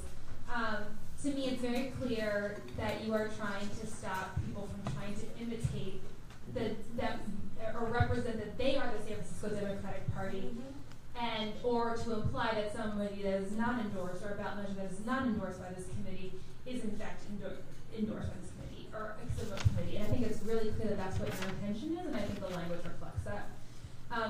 I want to ask some questions because I believe that there are. I think maybe it will add clarity to this. So, first, before I get into that, though, I do want to say I think it's very problematic to bring mailers to this entire body when we know that many people on this body are going to be running for office and are going to be candidates themselves, and that I think gets into. Well, that was suggested, I thought. Maybe it was not. We understood the suggestion by somebody else in the committee. Somebody's saying that, but that was the No, it wasn't your intention. I was saying that I heard that come up today, and I would be concerned about us reviewing mailers from clubs when candidates are on the ballot, are either endorsed or not endorsed on those mailers that are sitting on this body and be making a decision. I think that would be unfair. So what you seem to say is that independent expenditure campaign is prohibited for any third party to use the name of the DCCC to contradict or imply or suggest or mislead the public on our endorsements. Are you on Article 9? I am. Okay. But so what that doesn't mean, right? So if a union wants to send out a mailer to its members and say highlight which candidates are endorsed by the Democratic Party, that doesn't seem to be prohibited here. If they are indeed endorsed by this committee, is that correct? No, you need to ask for permission. Yeah, anybody who's going to come in front of this and ask for endorsements, they're going to sign, when they do the questionnaire, they're going to sign that they agree with the policy. Right, but so if a union or an independent expenditure that is not the candidate or not the ballot expenditure wants to send out something and correctly state who on that mailer or what measures on that mailer are indeed endorsed by this committee, they would be able to do that either through you. Yeah, you'd have to ask for permission to use the logo that says. Exactly, but they're not prohibited anyway from doing that. They seek permission. And I mean, so I think that. Can I make a comment? Can we just go in the order? So we'll go member Spear, Ting, Alioto, and then. So I would suggest that I think it's important for groups to be able to do that, and groups regularly want to do that when they want to be able to say the candidate that I endorse is also endorsed by the San Francisco Democratic Party when it is indeed true. And so I think that if there's anything that it could be, I don't read anything in this language that prohibits that. But I would want to make sure that that doesn't happen, because I think that's in our interest too, that other groups can, but that maybe that the process be clear, that we get the permission, etc. But I think that's even more of a reason for it to have to be the executive director, because unless Adam decides to run for office, I would be worried about that going any further, because we have candidates that are sitting on this body. Sorry, the last thing I want to say is, and I'm sorry for a lot of feedback, is we all should have you can use this stamp of endorsement for the life of the campaign, which you are endorsed for, and not for forever. My God. Member Spear. So, thank you to the committee for all the hard work and all the contradictory advice that you're getting. I'm sure you'll be able to reconcile it.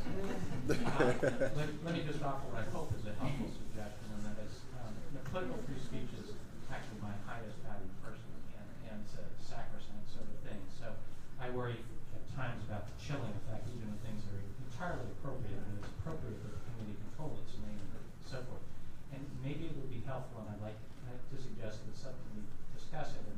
provide examples of materials that are safe harbor materials, things that are already designed, already approved, that we would all agree are appropriate, and then if people want to use that, there's a whole library potentially that they could draw upon, in fact, grown up over many election cycles that they could then use.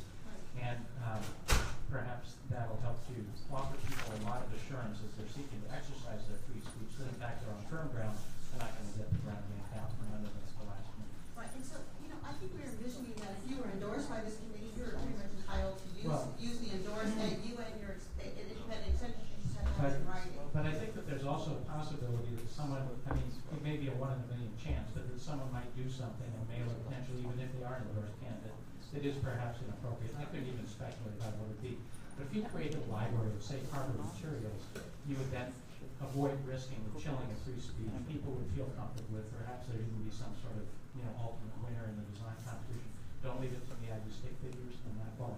But just think about that. Member Ting. Thank you. And I want to echo just the thanks to Chair DeJesus and all members of the committee for doing this. And I just had a couple of points of information to kind of wrap my head. I'm trying to see the interplay between the bylaws and the policy issues, because bylaws are pointing towards the policy, just spell out things that are in more detail. So actually my first point of information comes from Member Alexander's previous point was, the way that I read the bylaws, Article 9, Section 1, is that it says only charter of Democratic clubs may seek written authorization to use the name. So it seemed that there would need to be a bylaw change to allow other independent expenditures. And I don't know if that's a correct reading of that. And candidates, I guess, even if you want to, read it that way. It sounds like only charter of Democratic clubs may apply to use the name.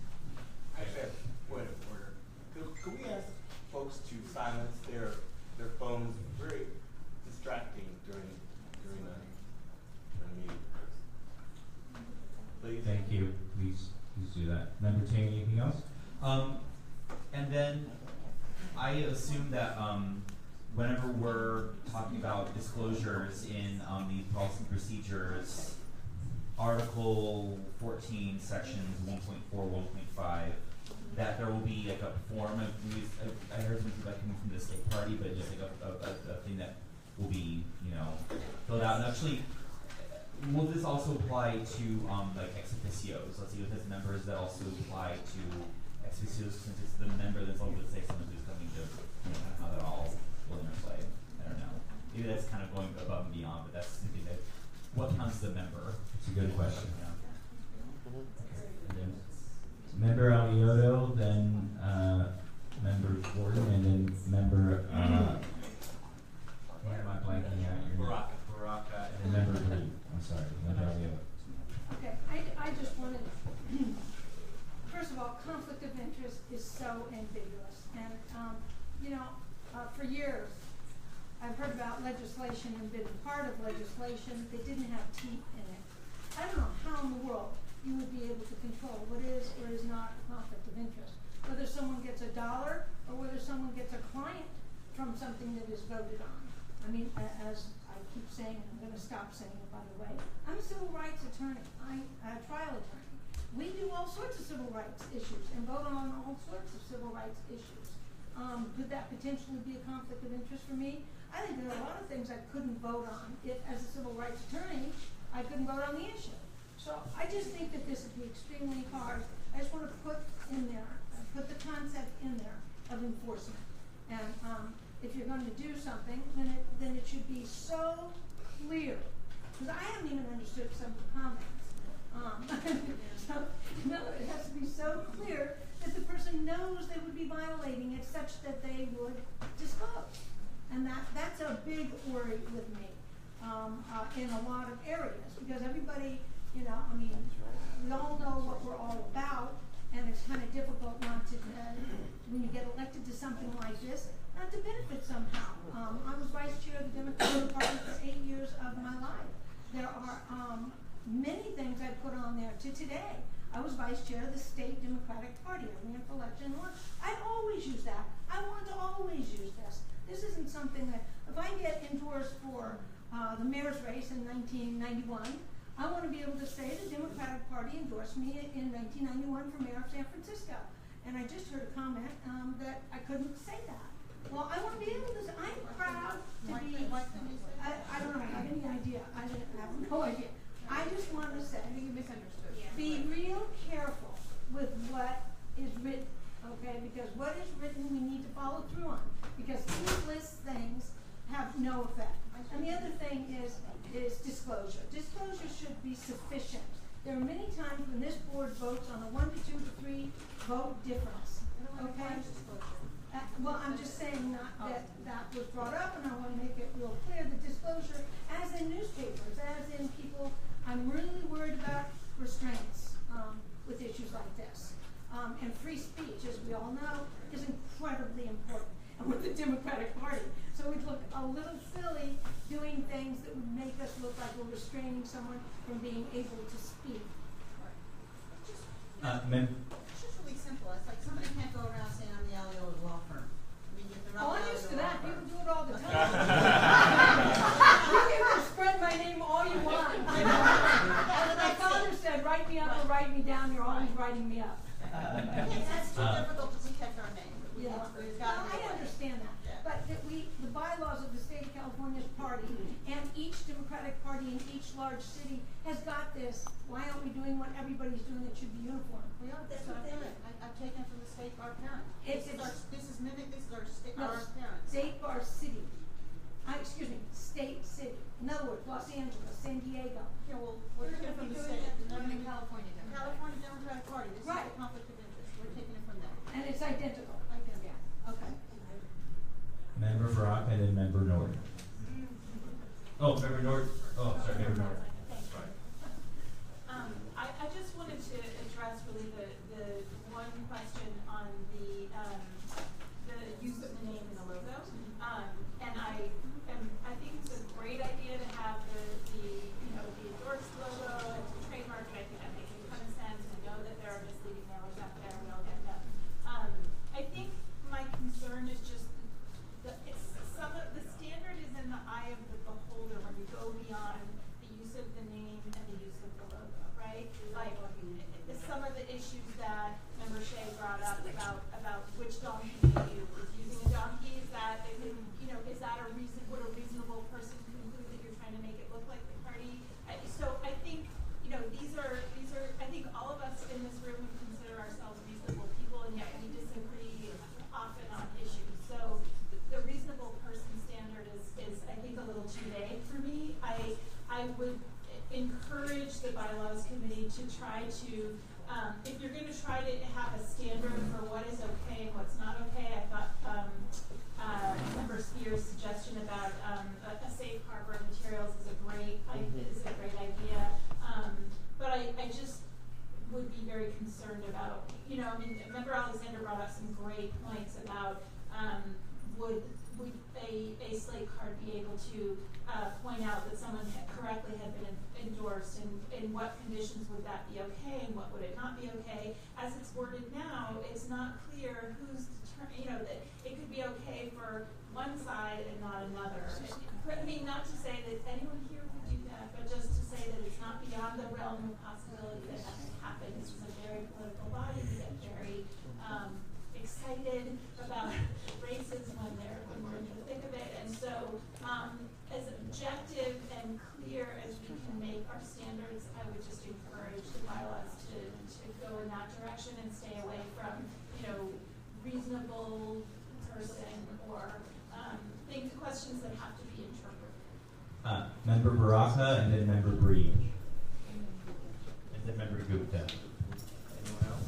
I just have a quick one, and thank you too to the bylaws committee for working so hard on this project. I can imagine how difficult it was to go through some of these things. But my question relates to once someone requests a authorization, was there a specific reason why you didn't give yourselves a timeline or let the clubs or whomever who's coming forward know how long that process can take? So oftentimes it seems like campaigns work on close deadlines, so I could see potentially that someone might have a request in to get approval but not be able to get that approved by the body in a timely fashion. Right, so, that's a good question. I mean, I think what we were envisioning is, of course, if we endorse candidates, we want our endorsed candidates to win. So, so when they fill out the application, the questionnaire, and they agree by the policy, if they're endorsed, I think it's a matter of saying, okay, Adam would like to use the logo, and if they have an independent expenditure committee that's also going to be working on their behalf, that they would pay, we have 6 of your endorsed candidates would like to use the logo. I mean, that's almost, maybe we put in they're entitled to use it with written permission, something like that. Because I think that we would want our endorsed candidates to win. I think it's really coming to the people who are not endorsed and may or may not manipulate or mimic or copy. And I think we want to be clear. Reasonable person standard is a legal standard. For personal injury, I was told that there is a objectionable, there's another standard for civil law. We want to keep it in the realm of the legal, of that one, the legal terms. If we're going to give our executive committee power to act and act quickly, we want to have what standards can be used in the law in the court. And so those phrases are legal phrases. Member Creed. On behalf of, that's okay, I don't like microphones. Oh, honey, you can hear me. They paid a lot for this stuff using it. You may not want to hear me. I wish I had your projection. On behalf of Member Breed, I wanted to ask a clarification question and then also express some serious reservations. And the clarification question is, what is the interplay between Article 7 and Article 14 and the first sentence of Article 4? Because the way I read the first sentence of Article 4 in conjunction with this new language is that Member Breed wouldn't have been able to vote for her endorsement last November. Member Peskin wouldn't have been able to. Member Mandelman wouldn't have been able to vote for his endorsement for Bart. Member Fewer, if and when she runs for re-election, wouldn't be able to vote for herself. And Member Mandelman wouldn't be able to vote for himself prospectively come June of next year or whatever it is. So how do we distinguish between clear and direct economic self-interest and the conflict of interest that's defined in this new language? I already clarified that. Thank you for asking that. So when Member Breed ran that Article 4, Section 9, that is our conflicts of interest. That is pretty much the current language. I didn't change anything. And what I looked at it is, how do you determine what's a clear and direct economic interest? We didn't have a definition. So what we did is we went to the state and we took the definition from the state conflict of interest. But now looking back, we do have to go in and modify that and match it up to the state language. And the state language, I think I said we would change that to. Sorry, I just said, but we would cross out clear and direct economic self-interest, and we would put a material. I forgot what the exact language is, but we would just mimic the material. What we define. Let me just find it for you here. Material financial interest. So we would cross out. It would be to have a material financial interest in the matter before this committee, and then we have to tweak a little bit more in the middle there, make it conform with what we are adopting, which is our parent policy. So you will be able to vote. Yeah, it doesn't say anything. It's just disclosure. It just comes out and you have to disclose. So I'm sorry. The Article 4, Section 9. That's our current. Right. Stuff. You're going to change that to say members with a material financial interest, right, which is defined as, among other things, a candidate, and that person per Article 4, Section 9 is not able to discuss or vote on that matter, which would mean. No. You misunderstand. No one's vote is taken away from this. All it is you have to disclose before you vote if you have a material financial interest, and that is defined. That's what I'm trying to understand, because the current language in Article 4, Section 9 says that your vote is taken away. Exactly. We just said we have to revise it. That is our current one, and now we have to make that one reflect how we're going to define material financial interest, which we're taking from our state. So the intent is to have Article 4 say material financial interest, and then excise the part about you can't vote or talk about it, and just say you have to disclose it pursuant to Article 7 and Article 14. See, I just read it a little different. I think because if you read the state one, you have to disclose before you vote. So before a person can vote, they have to disclose. And so the way I'm reading it, it looks awkward. We're just going to make it comply. because it's still gonna say before you vote, you have to disclose. It's not gonna take you away from voting at the way it is right now. But I don't know, this Article 9 is what we have now. We did, and Member Shea pointed out that it's contradictory to what we were, for the PPM. So what I suggest is we just make it match the PPM. And the PPM basically says you disclose before you vote. Okay. And secondly, this serious reservation that I referenced is specifically with respect to the broad applicability and vagaries in the language of Article 1, Section 1, and to a slightly lesser extent, Article 9, Section 1. As currently written, I don't think that I could say on Facebook, I am a proud member of the San Francisco Democratic Party, without getting the written authorization of the party, and it's unclear who exactly would be offering that. I don't know if I have to email Adam and ask him if I can say I'm a member of the Democratic Party. No, that's not true. This is really covering endorsements. But it doesn't say that. Well, nobody can use our name, that's right, without the written permission. So, you know, you're a Democratic Party, I'm a member of the Democratic Party, that's not reflected here. That's apples and oranges. But it is. It says, publication of the Democratic Party's name in any written or spoken materials is permitted only with the prior written authorization of the San Francisco Democratic Party. That's from our lawyer's recommendation. Okay, but our lawyer's recommendation is awfully broad and makes it such that if I invite the chair of the San Francisco Democratic Party, David Campos, to my neighborhood organization, the Mighty Eastern Twin Peaks Neighborhood Association, I can't publicize that meeting and say the chair. That's what it says. That's how you interpret it. That's not true. What we have in here is so we can go into court and protect our name. And this is recommended by our attorney, and I just stand by this.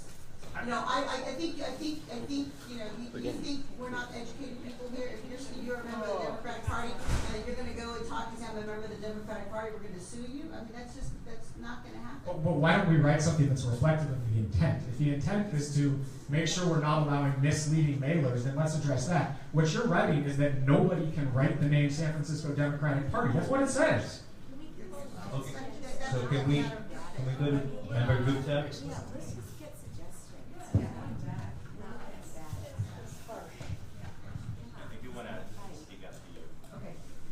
My question was simply just what are the consequences if these actions are done? You know, just in knowing with regards to the financial disclosure bylaw amendment that was made, and how we've had some challenges having all clubs be in compliance, and yet, you know, what are the actions? What are the consequences? So if somebody were to use our logo without prior authorization, what are the consequences? And are those going to be spelled out? I think we give the executive party all of the power that they need to do to protect our name. It's in here somewhere. Where's it? 1.3? Thank you.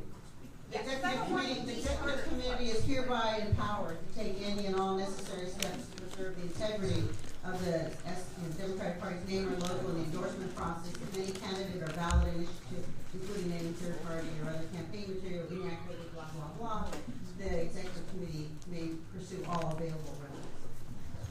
So, before you do that, I do want to make a comment here, and I just want to step back and talk about sort of how I see this and sort of the process that I'm trying to follow. First of all, I want to be very clear that, you know, my hope and my objective is that regardless of who is in control of the Democratic Party at a given time, that we have rules that are fair, transparent, clear for everyone involved. And I'll be very, you know, frank about this. You know, to members of the public, you know this better than I do, that to the extent that there are different sides in San Francisco politics, at different times, different sides have, you know, tried to push, you know, over the line when it comes to the use of the San Francisco Democratic Party name and, you know, and convey a message that perhaps was not necessarily accurate. My goal and my hope is that we have a set of rules and criteria that are clear, transparent, and fair, so that irrespective of who controls this body, that we have something that makes sense. I mean, that is my hope. That is why, from the very beginning of, you know, going into this meeting, I was very clear that we were not going to come in here and vote tonight. There's still a number of questions that remain open that I think we need to, iron out, we need to flush out. I do believe that between now and January, we have a responsibility to take action and to adopt our best thinking. And I know that it's not going to be perfect, and I know that whether you're talking about, the use of a name or conflict of interest, unfortunately, Member Norton, I think that there's necessarily ambiguity. I think that we have a responsibility to provide as much clarity to that ambiguity, but I can tell you that we're not going to be, I don't think whatever we come up with is going to be 100%, right? Which is why what I hope we have when it comes to conflict of interest, going back to what Member Alioto said, I do think that we follow the Democratic Party of the state of California, because I do think that they provide some guidance to us, and if it's good enough for them, it should be good enough for us. I can tell you that the state party itself is trying to figure out some things, so we're waiting to hear from them on that. On the issue of conflict of interest and what is the appropriate action, I will, respectfully disagree with my friend Member Peskin. I don't believe that recusal should be the outcome. And maybe, there are specific circumstances where that's appropriate. That happened before. I do think that there is a difference between this body and the Board of Supervisors, having served on the Board of Supervisors, and where I think recusal is appropriate at the Board of Supervisors level. I don't think that recusal as a general rule should be the rule here. I think that it's about transparency and giving Democrats information. And if they have a problem with what some member of this body does, they have the option of voting for somebody else come election time, right? I do believe that we can provide some clarity on the process for the use of the logo. I do think the language is not clear in terms of the use for what, and I think we need to have clarity that it's for purposes of endorsements, right? There has to be a process that has to be followed. I think that there is a lack of clarity there, but I think that's the intent. I do, by the way, think that the language, the way it's written on sort of voting for yourself, even with that clarity, leaves that question open. So I think we need to just add language that says if you're running for office, you can actually vote for yourself in terms of getting the party endorsement. I think we should be very clear. Or not vote for yourself. And apropos what the government code does with Brown Act, I do think that safe harbor examples are appropriate. That's what state law does, so that you have a sense that if you follow these rules, if you follow this language, this example, you have a sense that at least you're probably going to be okay. Because even then, even with the Brown Act, you're not guaranteed that you're going to be okay. And then the last thing that I would say is that on the use of the logo and the name, I don't believe that the executive committee should be the one to decide that. I think the executive committee can implement action once a decision is made by this body. I think this body has that responsibility. And I would put this out there, and I haven't said this to members of the committee, but I actually think there should be a threshold, right? Because I think that if it is only like a 51 to 49% vote, I think that creates some issues. So we should talk about that, right? Because if you're not in the minority, in the majority, at what point should action take place? So I think we should have that conversation. So I would end with this, that I feel it's important to have this discussion. I think that we can figure this out. And just, again, remember that we want something that works for everyone and that is fair for everyone. And I really believe that everyone involved is trying to get to that point. And I don't think that we're going to figure it out tonight, but we have 3 months to do this. There's a commitment to meet. And the only thing that I would ask is that if you feel really strongly about this, please come to the committee meeting, okay? Because that's the place where we iron it out. Member LaFawn.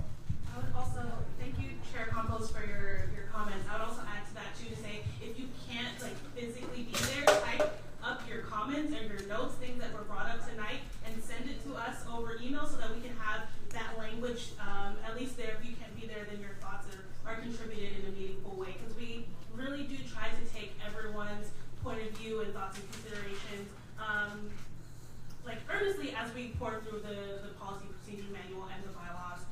So again, I really strongly encourage you guys to type up some comments and send it over for the next bylaws committee if you can't be there.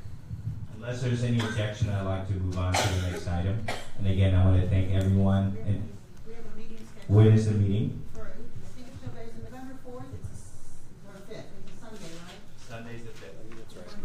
I can send it out to the full committee. So Adam will send out the time for the meeting. Please attend. Thank you very much. We'll now move on to the next item, which is item number 8.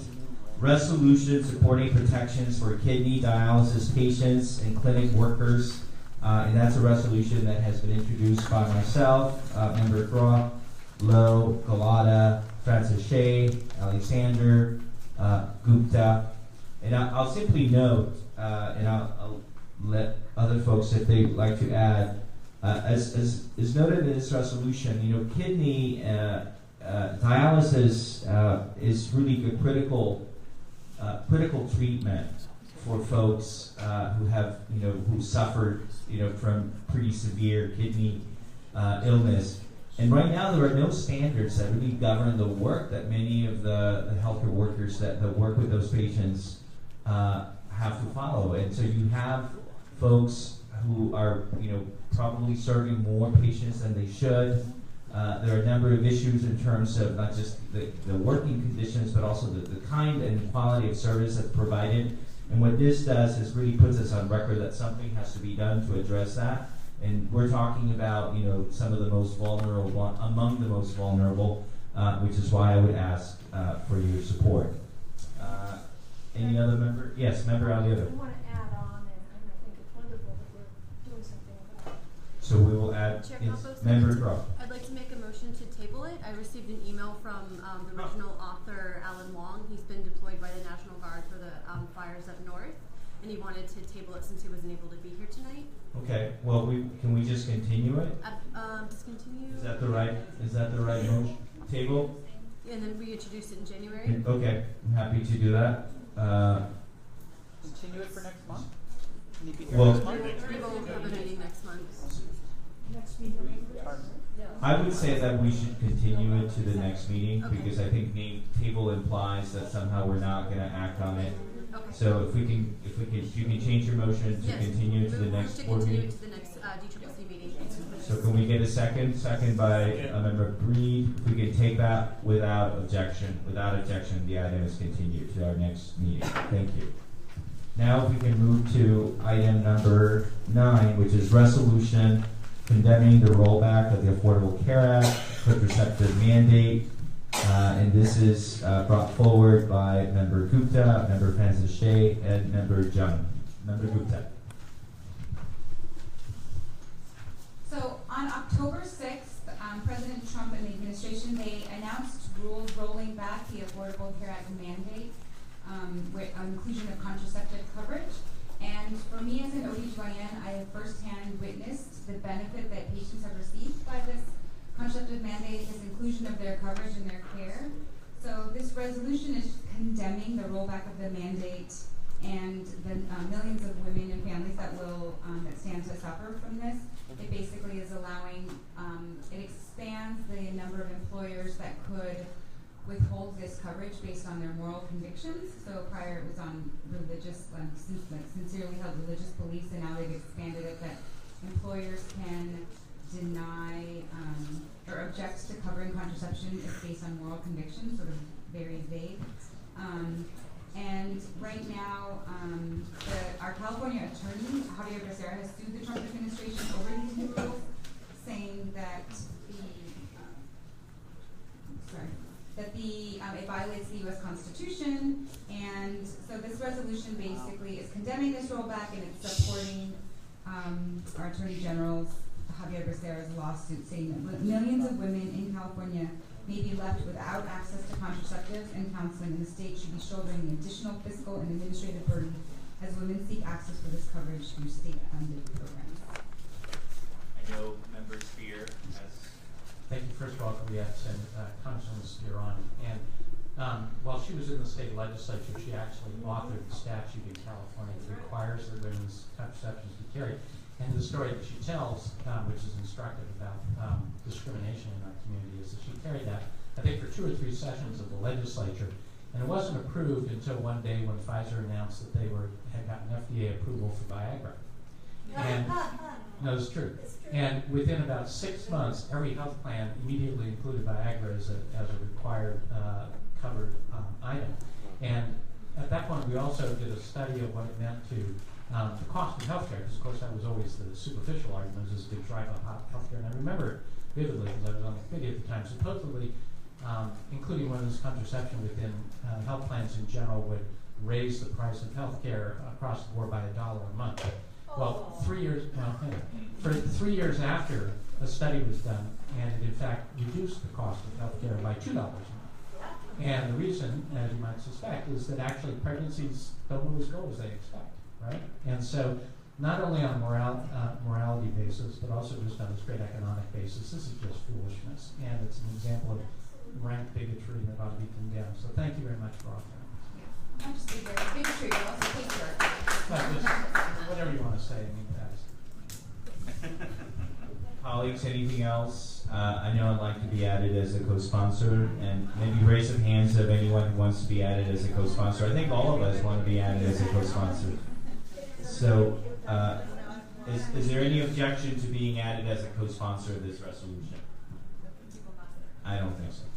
So at least the people that are present will be added as co-sponsors. So can we have a motion on this resolution? Motion by Lowe, second by Alexander. Those in favor say aye. Aye. Any opposed? Any abstentions? The ayes have it. Thank you. Is that the 2 pregnant members? We should have introduced it earlier. I'm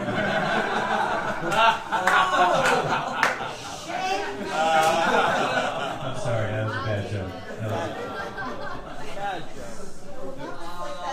I know. If we can now go to Facebook Live. Yeah, I wasn't at all. Yes.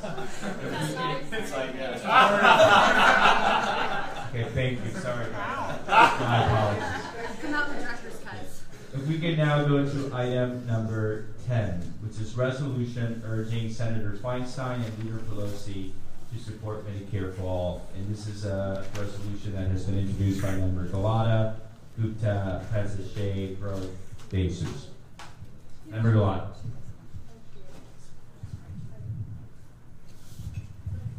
Thank you, Chair Campos. And I just want to first thank Brandon Harami and the Richmond District Democratic Club who brought forward this resolution that I'm putting forward to the committee tonight. I first just want to say that we owe a great debt of thanks to our San Francisco congressional delegation for all the work that you have been doing to protect and defend the Affordable Care Act. And I really just want to acknowledge that tremendous leadership, not just Democrats representing San Francisco, but throughout the state of California, really holding the line, and we are defending access to health care as a Democratic Party in this country. And I think as we're doing that, I think it's also been an opportunity for us to think about how do we expand access to health care in the United States, knowing some of the deficiencies and challenges with our current system of healthcare delivery.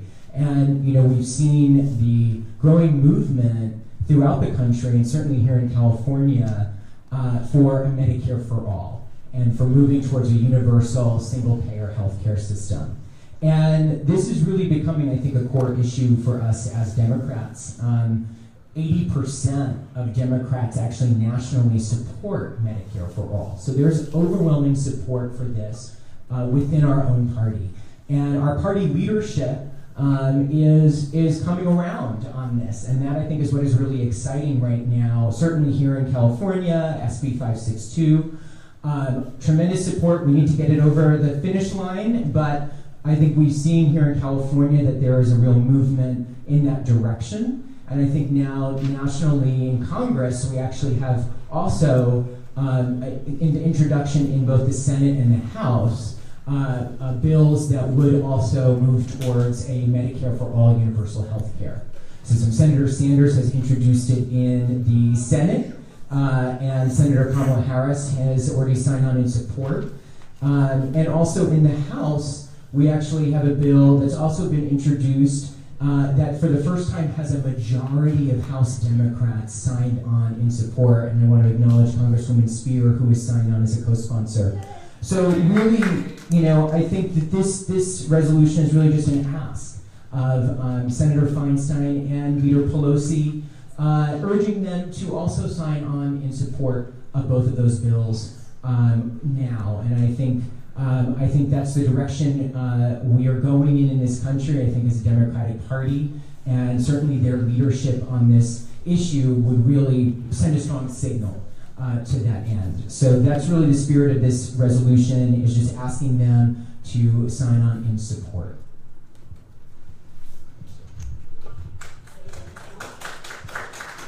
Member Alioto? Yeah, I guess just a few questions here. First of all,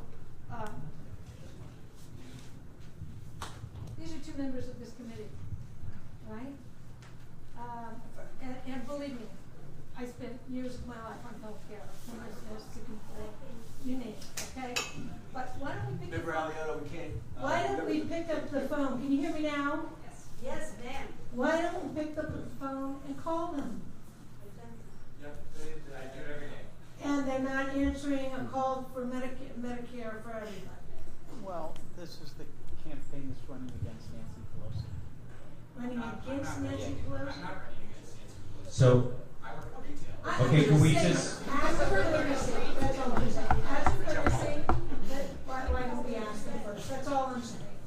Because, I think of Nancy Pelosi as the original Democratic Party chair when I was a kid. I mean, what can I say? It's like, we should need to call them. Member Tanshe? Yeah, I just want to associate my words with Member Alioto. When members are members, when we're communicating with members of the sitting committee. They have proxies here every single month. Not tonight, for whatever reason, but pretty much every other meeting. And their work in this country on behalf of working families is beyond reproach. So I just feel uncomfortable that we're writing for resolution, we're passing it tonight without them even being here. Do they even know it's? Well, obviously they do. They got the 10-day notice. I mean, I would really like to just, unless this is urgent and this has to happen this month, let's consider possibly reaching out to them in a more respectful way. I just think that they're with us. Maybe they're thinking about the issues. Maybe there's complicated. We write it on a piece of paper. It's easy for us to vote yes. They have to sit there and balance the budget. They have to figure out how it's going to be paid for. They have to figure out all these details that have nothing to do with. We just said we want it. But they're members of this committee, and they come to the aid of this committee as well for help when we need it. We've asked for it when we were running the DCCC, and I think they will come to the aid of this committee again in the future. So I just ask for some consideration in that regard. I just don't think that that's appropriate. So Member Wiener, then Member Maxwell, and then Member Tink. Use the mic, please. Thank you. Is this working? Yeah, thank you. I did speak briefly to Peter at the beginning of the meeting, asking if you take a friendly amendment to say the resolution urges Democrats to support Medicare for all, and the final resolve is to call on all Democrats to support the Medicare for all program. I certainly would support that. Scott is a vocal supporter of SB 562 and supports Medicare for all. But I think that, we had last month, Dan was here, we had a great love fest with Nancy's office, and then the following month, we're like sending her a letter, be it resolved. We urge, as if there's something that she's not doing right. I thought it was ironic that when Trevor was at the microphone, he actually said, I wrote it down, that this is about our Democratic leaders. I don't have a problem if this is amended to say we urge our Democratic leaders. I just agree with colleagues that would say that we shouldn't single out our leader, Nancy Pelosi or Senator Feinstein, when they're still grappling with this issue in a way that looks like that we are being disrespectful. I don't think we should be disrespectful to them. Member Maxwell? I'm inclined to agree with that. I think we should invite them to come and talk with us. Hey, are you Yeah. speaking to the mic, please? I'm inclined to agree with them. We have, can you hear me okay? Yep. I'm inclined to agree with them. I think that, they're right here every month. And that's something that a lot of clubs and other people don't have access to. And since we do, I think we should ask them. And then, possibly if we're not getting through or if they're not talking with us, but there might be some other circumstances, and I think we should ask them and invite them to talk to us about it. Yes. Now we go to Member Ting. I believe the member Spear have something that's. Well, thank you, Member Ting. So, Congresswoman Spear supports universal health care and Medicare for all, and has actually since her days in the state legislature. I'm really uncomfortable with this one.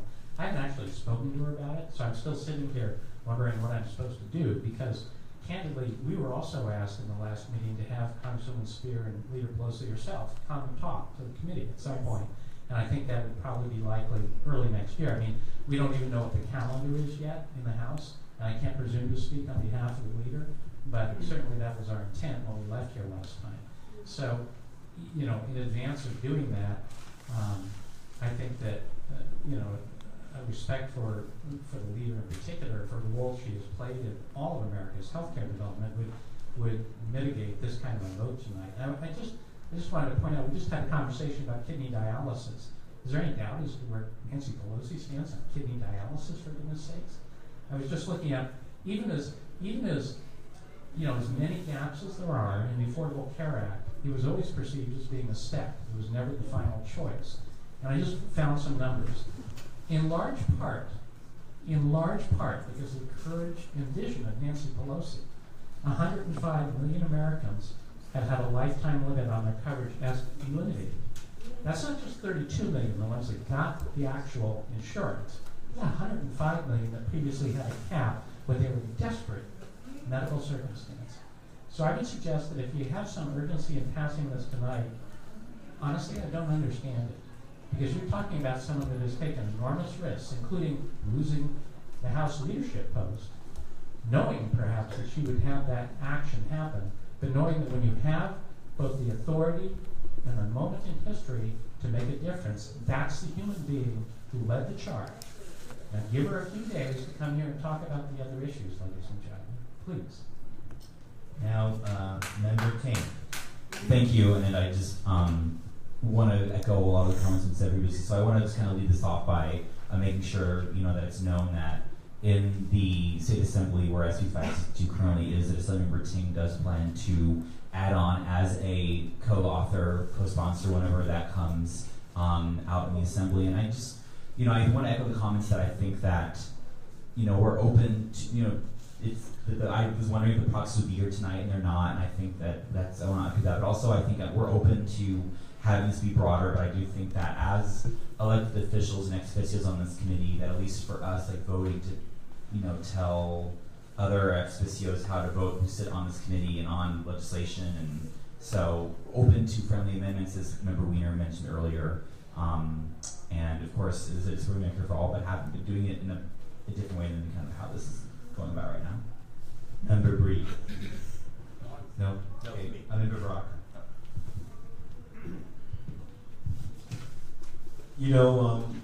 I've loved Nancy Pelosi for a long time, and I still love her to death. She is wonderful, and my friends try to go in. I'm like, you better not go after Nancy. That's all I got to say right here, right now. When my brothers were dying of AIDS back in the 80s, Nancy was trying to save the lives of so many people here while and Koch hid in the closet. So Nancy's pretty much beyond reproach for me. I love her. If she were my representative, I would vote for her, but I have the wonderful Jackie Spear, so we have an embarrassment of riches. I would like to say this. To me, this document is very respectful. It's just outlining the reasons why and giving voice to the matter. And what is wrong with saying that in a formal way? I have no problem with talking to Leader Pelosi. She's a very strong woman. I think she can handle this. So I'm not necessarily buying into the argument that it's disrespectful or we're saying or doing something that we wouldn't say or do probably if she were standing right here. So that's all I'll say on the subject. Any other comments? Member Alioto.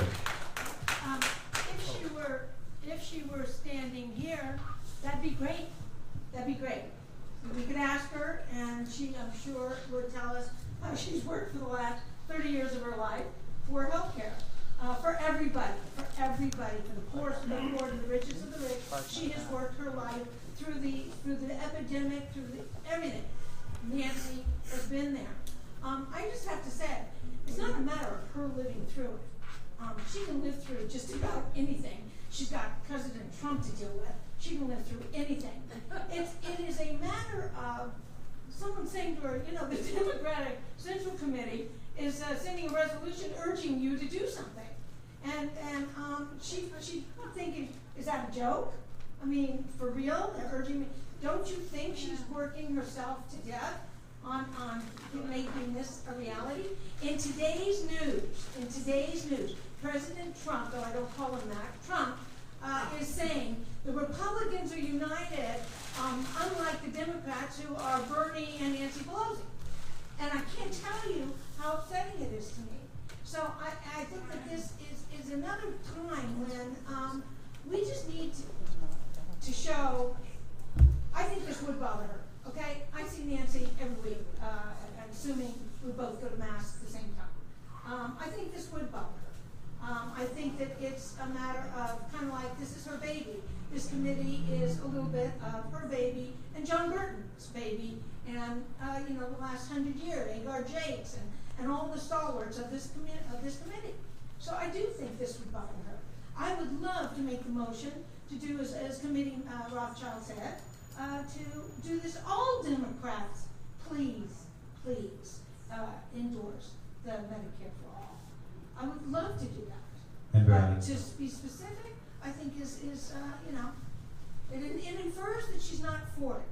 And we all know that's not Nancy Pelosi or Dianne Feinstein. Member Alexander. So, Is it on? No, that's what I'm saying. I don't think it's on. Hello? Yep. No, okay. I think we got elected to this body to represent San Francisco Democrats and to be clear when hard issues are coming up. And many of us said that we support Medicare for All and the platforms that we ran on. I don't also know what the timeline is. I don't know if late January is a time we can wait to. I don't know if this is going to come up in some way or another in the budget negotiations, which look like a disaster, so they probably won't.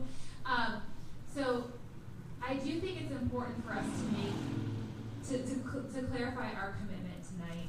I do think it's important, with all respect to everyone who on 562, there are so many, single payer can really only happen from the federal level. We can only have a one-pot system from the federal level. Because you will always otherwise have Medicaid and Medi-Cal and the VA money separate, which means you can't have a true single payer system outside of a federal level. So maybe that's a little too wonky. But anyway, the healthcare system that we all desire to have, that we all deserve to have, that we're fighting for, is the single payer system at the federal level. And I think that that San Francisco's are looking for the Democratic Party to take leadership in our city, and I think that we need to be clear and we need to be strong on what that means. Member Wiener. Yeah, Member Alexander, I'm suggesting we do that.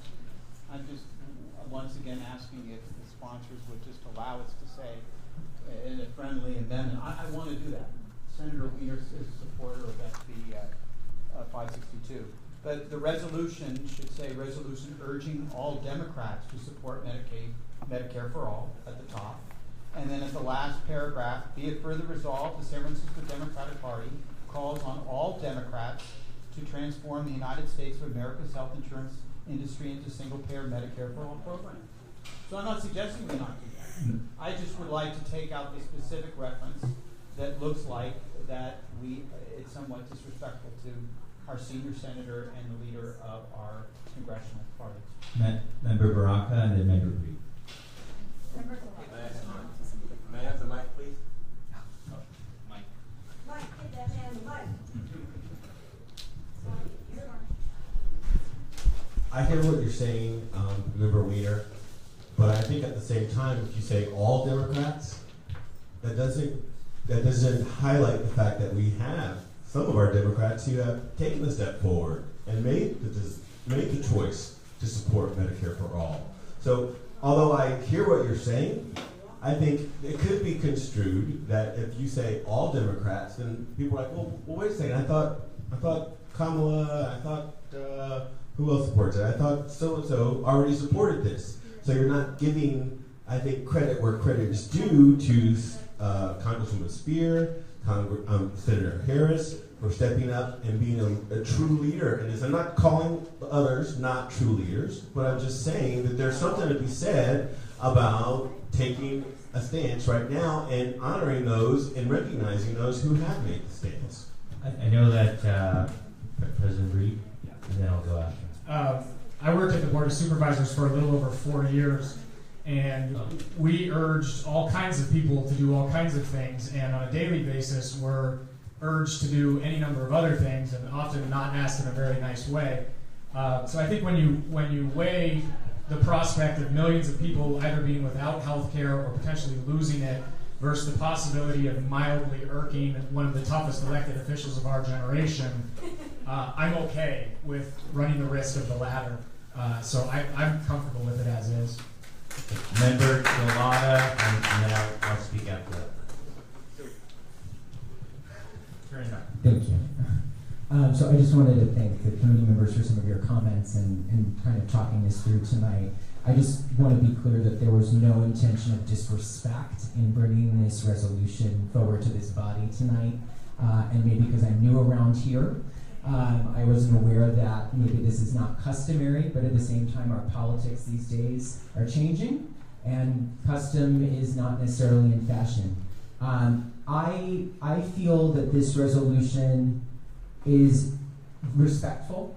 I think that it does make an ask, and I think in a lot of our resolutions that come before us actually do include asks of our congressional delegation as well as our state representatives. Quite often in the Be It Resolved section, we make asks of our elected officials. This one maybe is a little bit more out front and center in the title of the resolution. So I am open to maybe expanding the title of this resolution to be broader, but I think that it is important in the Be It Resolved section to make the ask. I do think that is the intention of this resolution, is making that ask. I think that there has been many folks who have been making this ask of Senator Feinstein and Leader Pelosi, and I very much want to say again that this is not a referendum on their leadership or the history they have, long history they have on healthcare as an issue. Again, this actually acknowledges and thanks their leadership as well. So but I do think that as a Democratic Party, we can make asks of the folks that sit around this table who represent us. With that, I will Chair Campos.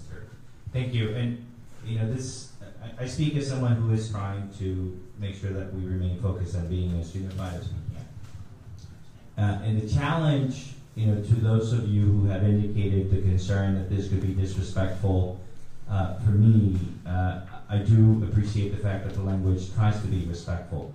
The challenge that I have is that it is October of 2017, and there are decisions that are being made around Medicare, right?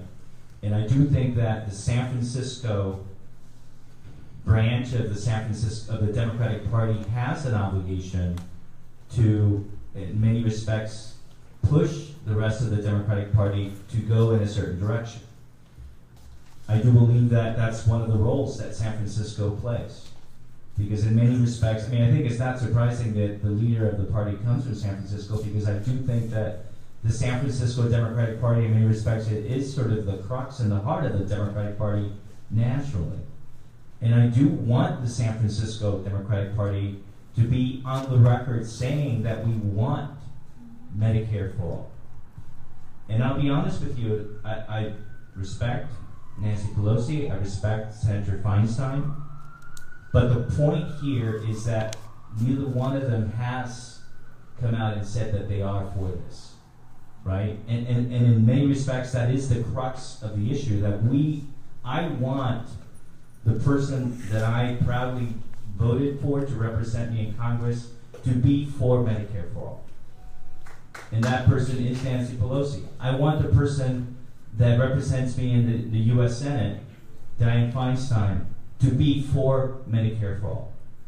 And I want us to be on record saying that now, because I know that a lot will happen between now and the time that they have an opportunity to come here. January. I personally do not want to wait until January to be on the record on this issue. I honestly, I say this with the utmost respect for Nancy Pelosi. I would hope that friends who respect each other can have a disagreement in the approach, and that disagreement is not a sign of disrespect. I think that there is a way that we can agree to disagree without, disagree without being disagreeable. And that's in the spirit in which I see this. Thank you. Who else would like to speak? Member Ting. Thank you, Chair Campos, and I absolutely agree with your comments. I think that the elected members of the committee, as elected representative Democrats, should and can make these kind of asks of their elected officials as Democrats and as elected Democrats. I do think it's too bad that their proxies aren't here to engage in this discussion, but that it being what it may. Just before we vote, to say that as written, we're going to abstain because most of the time when we vote on things that are urging elected officials, like they'll say state legislators should do this. Well, we're going to abstain on that because it's what we do. And just for us, at least for us as an ex officio, we're going to abstain on this ask, but I think that the elected members of the committee, are absolutely within their rights to pass this resolution. So maybe the way we approach it is, I know that there is a motion to amend, so maybe we can take the motion to amend along the lines that has been presented. Yeah, I do make a motion that we amend it to say resolution urging Democrats or all Democrats to support Medicare for all. And the final, be it resolved that the San Francisco Democratic Party urges all Democrats to transform the United States of America's health insurance industry into a single-payer Medicare for all program. We are going on record as saying that, Mr. Chairman. We are saying that. We're saying everything. You're saying it without, in my view, being disrespectful to the leader. Could we divide the question on that? Second that. So we have a second on that motion. Divide the question with, how would you divide it? The title change, which it sounds like the sponsor's okay with, and the final result. Do we need a vote on that? I'm open to the title change, but welcome discussion. Okay, so any discussion?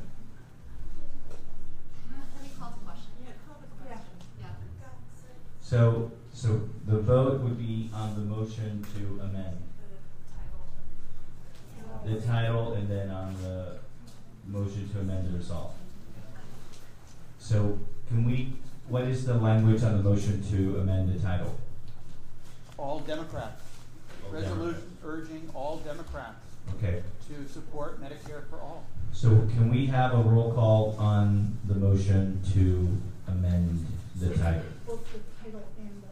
No, we're separating. Both. Both? Both, but we're separating them. Okay. No, because. We divided the question. We divided the question. But I thought Are you it was okay with- divided for Peter and Peter said he doesn't need it. Oh, you don't want it divided? Can we thought- vote yeah. on the entire motion? Just let the author. Together. Oh, okay. Yes. Yeah. Okay. Member. But we're not dividing the question? No, he's not taking it. No.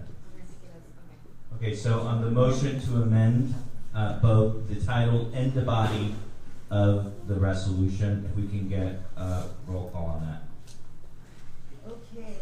So, by the way, an aye on that motion means you accept the amendment, a no means you don't. Do we need additional clarification on what we're voting on? Okay, so Member Alexander. Member Aliota. Yes. Member Baraka.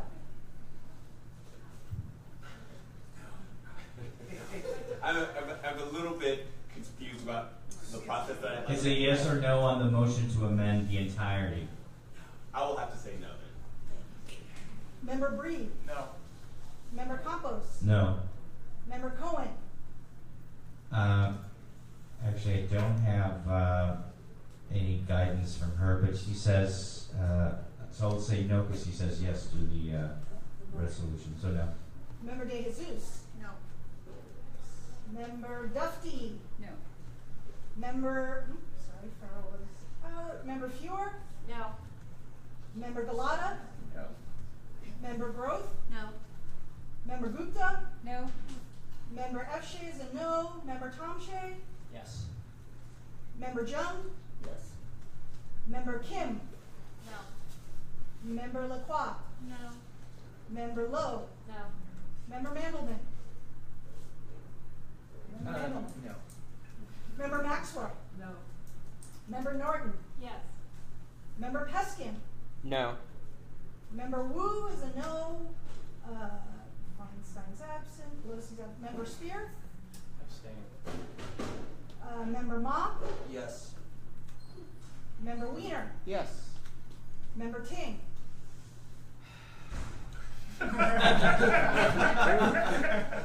Since it's unfriendly, I want to vote yes. I'm going to abstain.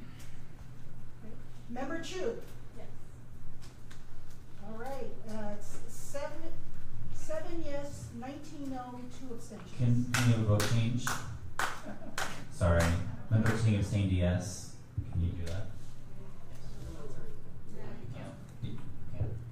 As long as, I think you have to rescind the entire. I guess, is this a motion to rescind the entire vote, Member Ting? no, point of order. Oh, yes. Member Tomshe. As long as I've been here for a while, it's always been customary where if it doesn't change the outcome of the vote, a member may change their mind after the vote has been cast and can vote to the, I think yeah.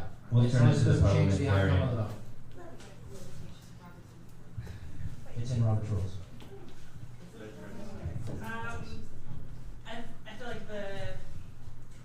I guess like in this case, sure, but we should reconsider the practice of doing that because it sets a really bad precedent, which is what you're alluding to at this moment. And I affirm that.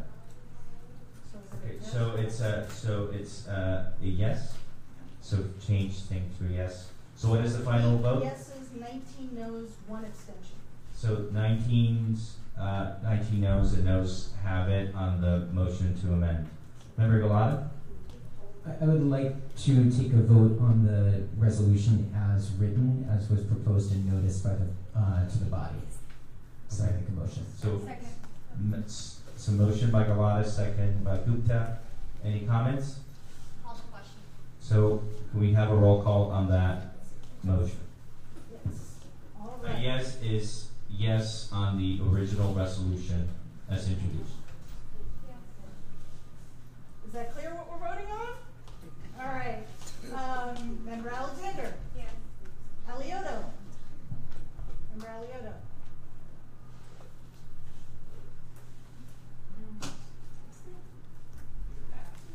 Give pass, it's kind of like. Well, there's a special lane on hell in Dante's Inferno. For those who remain neutral in the time of moral turpitude. Welcome back to the end of. Welcome back to the So I'm gonna have to Yes. Member Campos. Yes. Member Cohen. Yes. Member De Jesus. Yes. Member Dufty. Yes. Member Farrell out. Member Fewer. Yes. Member Galata. Yes.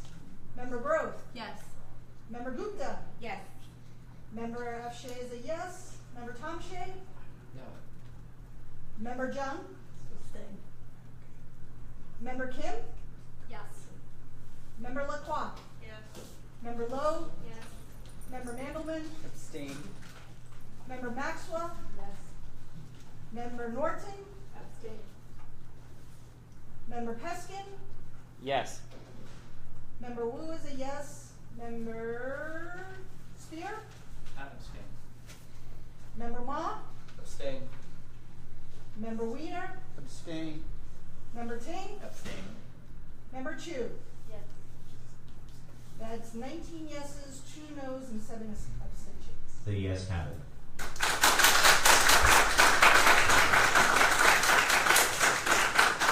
Thank you everyone for a very respectful discussion. We'll go on to the last resolution, which was introduced by both members Baraka and members Tomshay. I'll start, and then Member Baraka should also speak if he would like. Thank you. Hopefully we can get through this very quickly. We all know the historic California wildfire. What we didn't know is that dozens and dozens of San Francisco firefighters, San Francisco police officers, sheriffs, and other first responders were sent as part of their job to go to the North Bay to fight fires, and in some cases fought fires while their homes burned in Northern California as well. The tremendous amount of devastation that was created, the lives lost, the property lost was overwhelming. And I just wanted to make sure that the Democratic Party was on record tonight in just commending those brave first responders, because if this had gone on worse than it did, it would have been completely out of control. And I'll pass it on to Member Baraka. Thank you. I know Member Baraka is passing out the copy of the resolution. Member Baraka. Yeah, there's one that's in a larger 13 or 14 point font, and the first one I printed just happened to be in a smaller font, and so that's why there are two versions, but they say the same thing. Okay.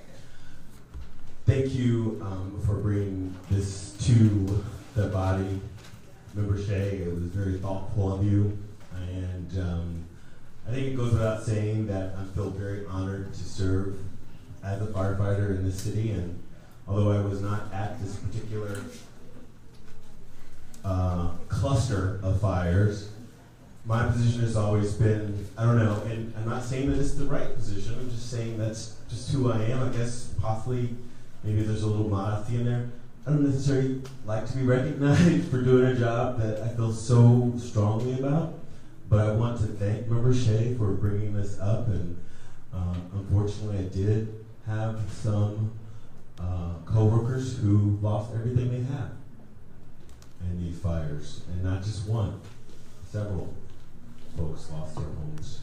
And unfortunately, we also lost the lives of, or as this said, 41 people, 42 at this point. So one of those happened to be involved with fighting the fire, I believe, and that was a gentleman that was driving a bulldozer of some type to clear out the fuel, or like they say, the brush that fuels such fires.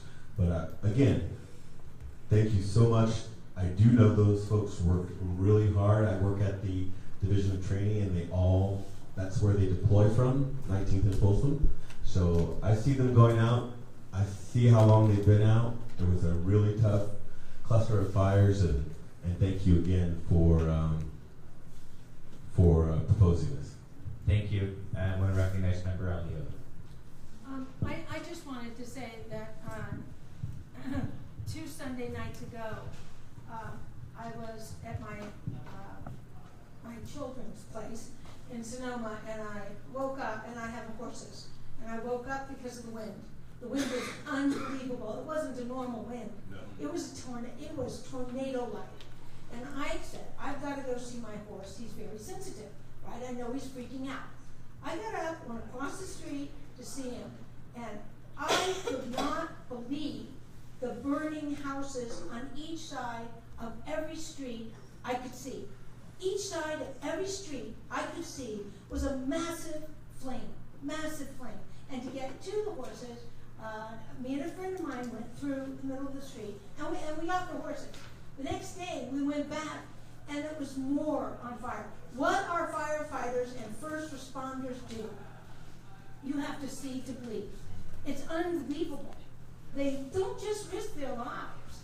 It's the horror they go through, and then maybe even live, and have to live with what they saw, which is a lot of people dying, a lot of horses, a lot of goats, animals dying. I mean, it's formidable.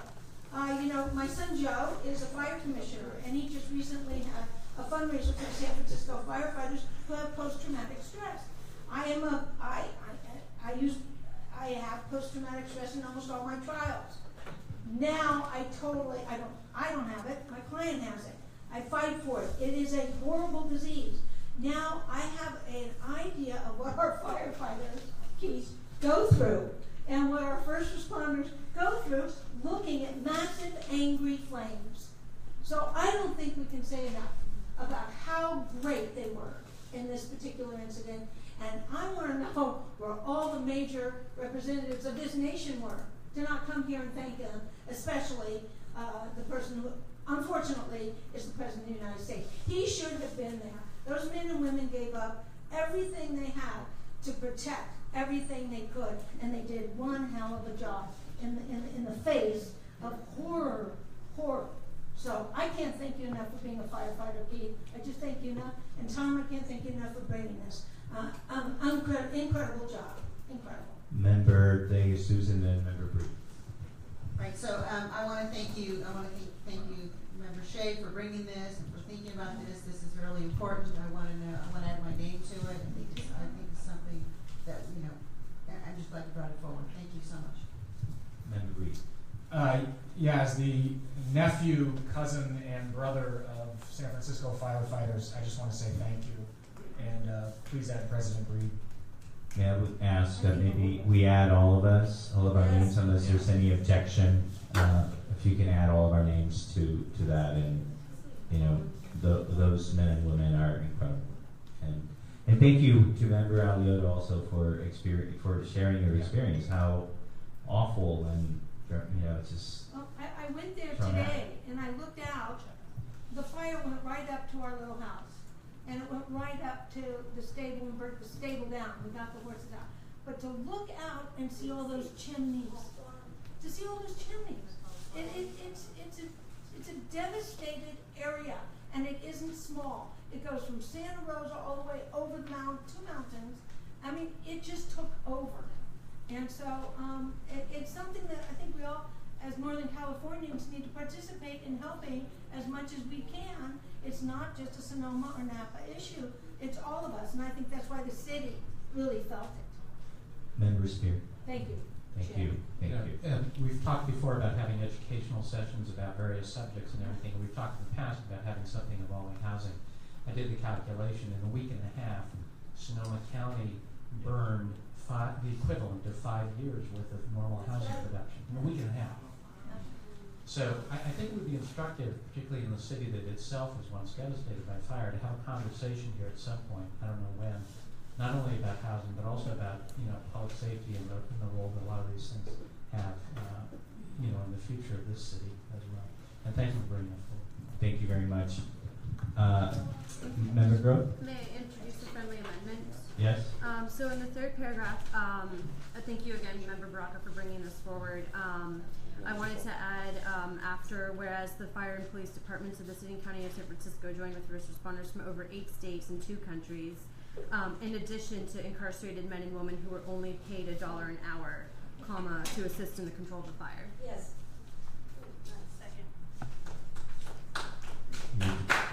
Is that amendment okay?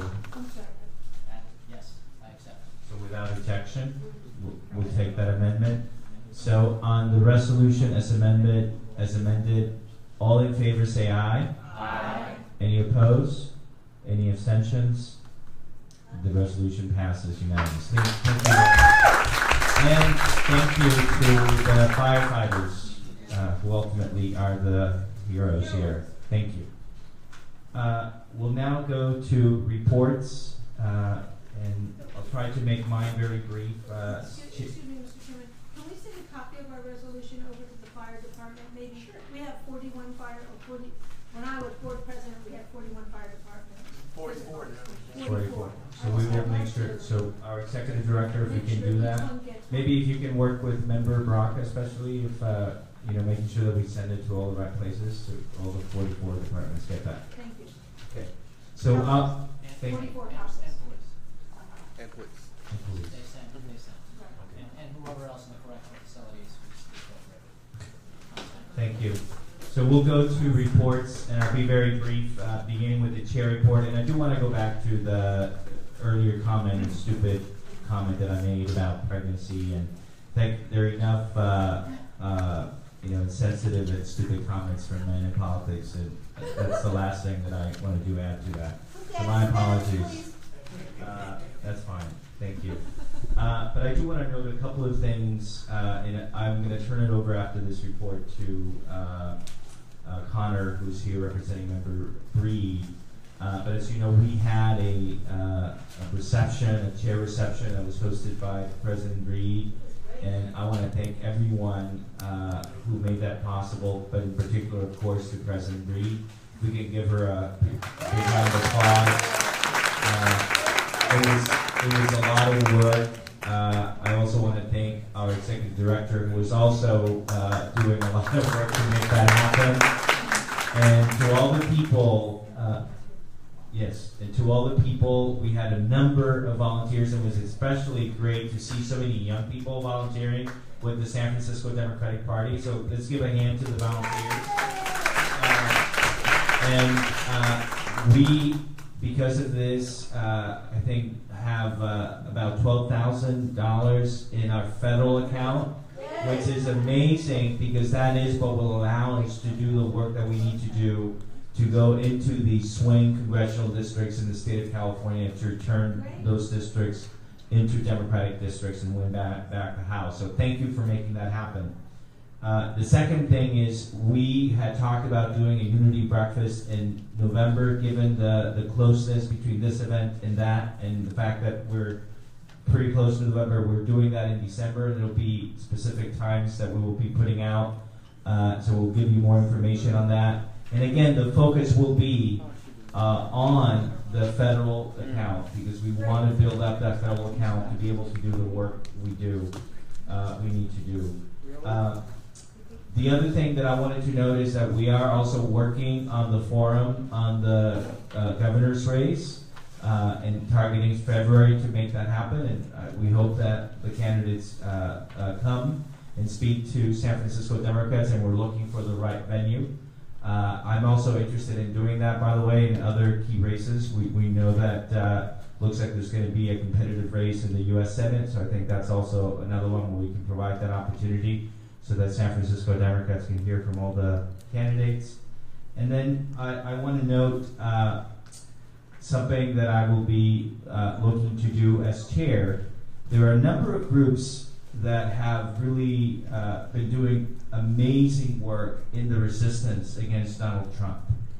And so one of the things that I would like to do as chair, and the rules allow me to do this, is to designate a vice president who is part of the executive committee, who is a liaison to those groups. There's a lot of activity that is being done, and so if there's any member of the DCCC that is interested in serving in that capacity, please let me know. I think it's really important for us to have a relationship with those groups, and that will hopefully inform the work we do going into the swing congressional districts. And we will be working with Nancy Pelosi's office to make sure that we're on the same page and following the strategy that they are following.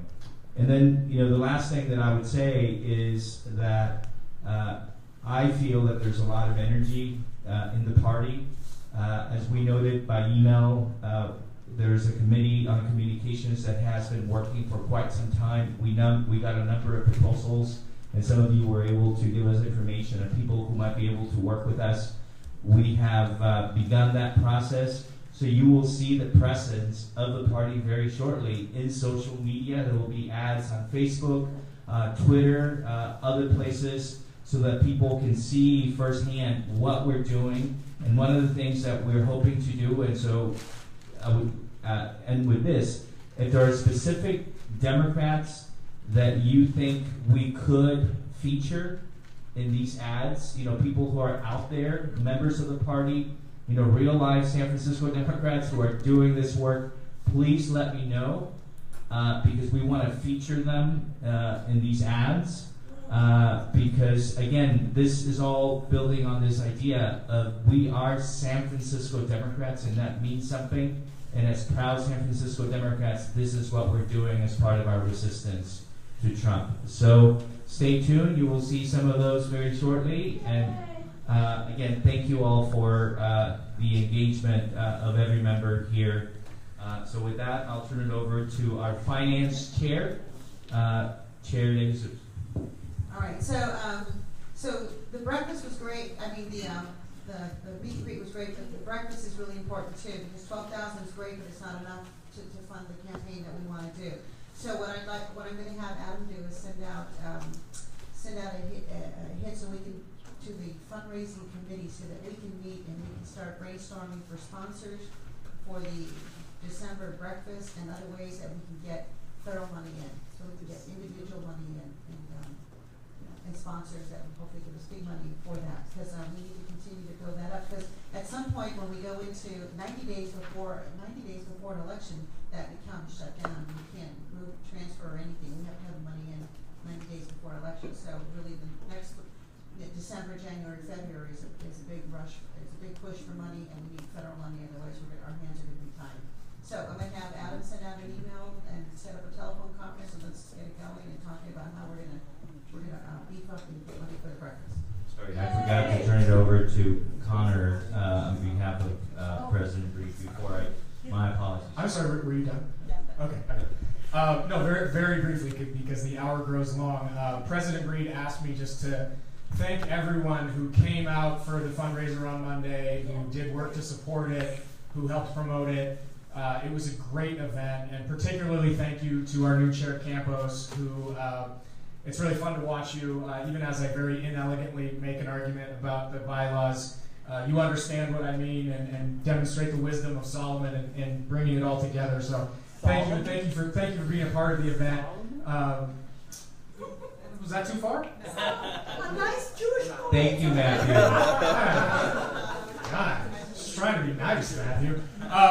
But it was very important for President Breed to see Democrats, San Francisco Democrats of all stripes, come out and break bread or break wine bottles, as the case may be, together, because she recognizes that we have a lot of fights and a lot of opportunities in the year or 3 years ahead, and we have to do it together, and we have to be united. So just thank you all for being part of that. Thank you very much, and thank you again to President Breed. Member Baraka, voter registration. Thank you, and just to add to the last report, I actually reached out to Adam because I think even though it's important to get huge donations from big pocketed individuals, I think it's really important to see the power of getting $25 donations as well. So I reached out to Adam because at the last executive board meeting we talked about working on the project so that we can have like a donate every month for the local party. So I haven't forgotten about that. I'm sure Adam hasn't either. As a part of my report, this will segue into a part of my report having to do with voter registration, and that I have been working with PDI, but I'm getting a little bit ahead of myself. I'll first start with the fact that I have been working on this project to canvass for voter registration. And we started with a small work group. I think Sophie was there, the chair was there supporting the effort. Adam took great notes. We had Theo, Ellington, and Devontae, as well as, do we have Sean Haynes there as well? And anyway, this work group was set up so that we could talk about this effort. And some of what came out of that meeting had to do with how we were going to choose what areas we were going to do it in, what our charge would be overall, so forth and so on. One of the other things that came up in this is that it was important for us to get buy-in. So I've talked to talked to the membership here about what we're doing, and it seems that folks are pretty much in agreement with our plan. I also went out to the leadership circle that Pratima chaired on the 14th and presented some information.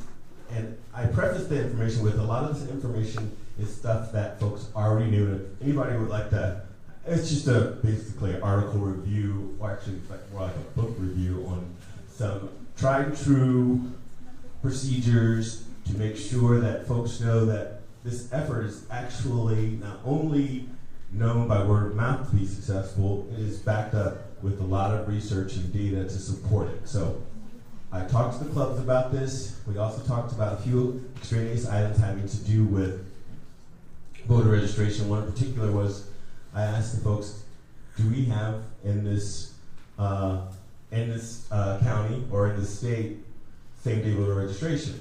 And people were like, they gave me that look like, what you talking about, Willis?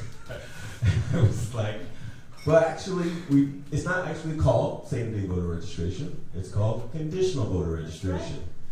And you have to get that from the city hall. You can't get that at your local polling station, but you can get a provisional ballot from the 15 days prior, 14 days I guess it would be, prior to the election, and vote provisionally. And as long as you have gotten all the information correct, then your vote will be counted as a provisional vote. So we do have that in the state of California. It was actually put into law in 2012, and it became effective this year. So I think that's one great thing for having the leadership circle. I think we were able to discuss that. As a result of the leadership circle, I also made another connection with someone at PDI. And also I'd like to reiterate that anyone who would like on this body to learn more about how PDI MOE works, they have regularly scheduled webinars on trainings. So if anybody's interested in that, I'd be more than happy to share that information with you. But I also found out that what we were interested in doing in terms of isolating voters in order to target them for voter registration efforts can be something that we get from PDI as well. So we're moving right along on that project. I'm going to take the next couple of months while we're not meeting here to reconvene our subcommittee meeting so that I could, as member Maxwell wanted to make sure or assure us that we were working in the right areas, we can present some more of that hard data to present to the subcommittee, and then hopefully we can come to some conclusions about how we're going to then implement it in the field, which will take some training and such, but we'll talk more about that in the subcommittee level, and I'll bring that back to you in January. The other things that I think came up since then have to do with the bounty program. We're getting a lot of questions about the bounty program, and there seems to be an interest in talking about the bounty program and how that can make money for the club. So that's something that I'm going to be talking about over the break so that we can get that going as well. I think you can earn up to $4 per voter registration based upon what kind of information you collect. So, I think that's pretty much it, other than the fact that we haven't had another swearing-in ceremony since the last meeting, but we're going to have one tomorrow. Susan will be there. What's also important is that when Susan does these, normally it's been in the morning, but now they're going to have a morning and an afternoon day. They're going to do that one time a month, but an all-day event. So I guess this is a plea for folks to come out if you'd like. It's a great thing to do, and they do that at the Paramount. Thank you very much. Thank you. And I just want to remind members that we are trying to make sure we don't lose a quorum, so if we can keep it as brief as we possibly can. So we'll go to Gupta for Club Charter. So on October 14th, we held a club leadership circle that Keith alluded to. It was well attended. Our main topics were that Nick Persky from Sandy Fewer's office came and presented to the clubs about ethics requirements for club filing. We have a PDF of his presentation, which I've sent out to all the clubs.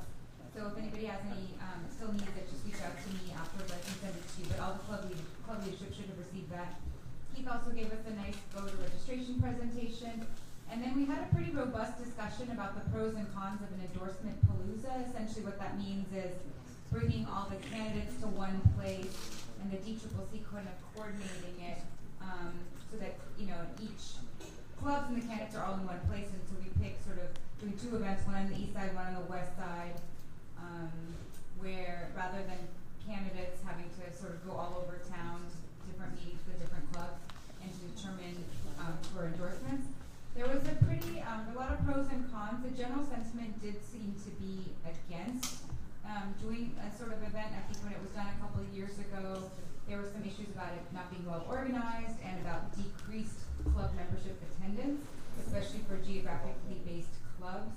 So there was definitely some concerns around that. So it seems to be, despite the pros being that it is nicer for candidates and that they don't have to have multiple events and kind of more environmental too, that they're not zipping all over town to different events, it seems to be that that is still the preference for clubs.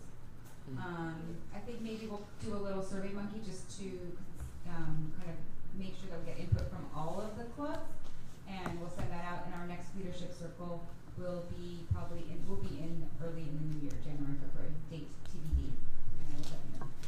Thank you, Dr. Gupta. Member Lacroix. Lot has been said, so I'll try to keep mine snappy. I just want to remind everyone that we're all like liaisons to our club, so if you haven't been attending a meeting of your neighborhood club, or the club that you're the liaison to, please go and check in with them, see what they're up to, and bring some of that information back to the DCCC.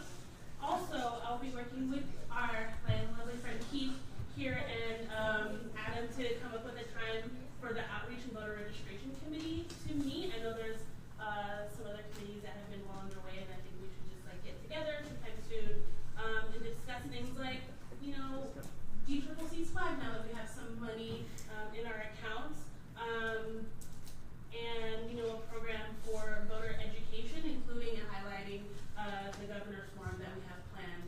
So how we're going to get the word out about that to our clubs and to maybe other folks who aren't a member of any neighborhood club.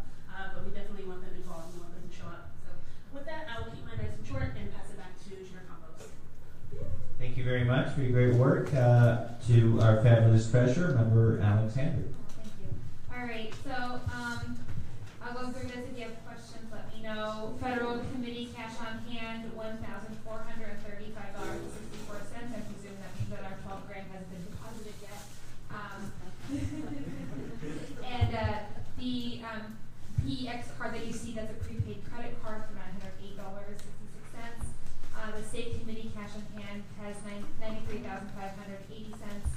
on it. This is current as of the 9th, so yes, it was before I went further.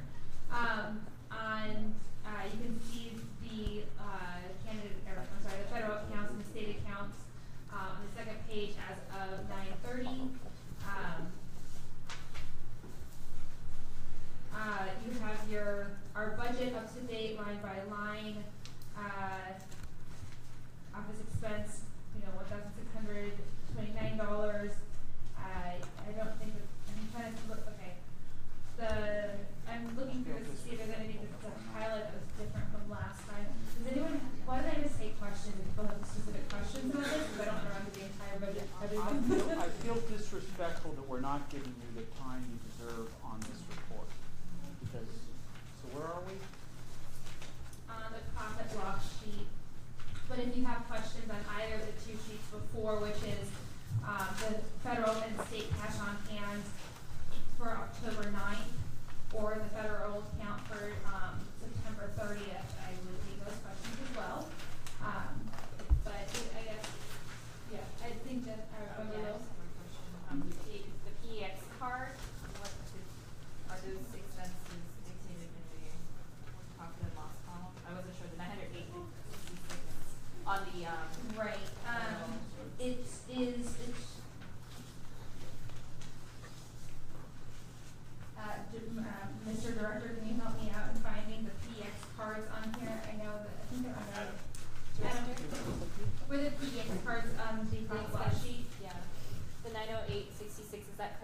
to our credit card, or is that an amount that we owe? That was an expense probably. I know that we bought the sound equipment, so that might be because of that. And then we also have our monthly things as well, like our cell phone, any of our like Nation Builder, Constant Contacts, etc. Things that are like that.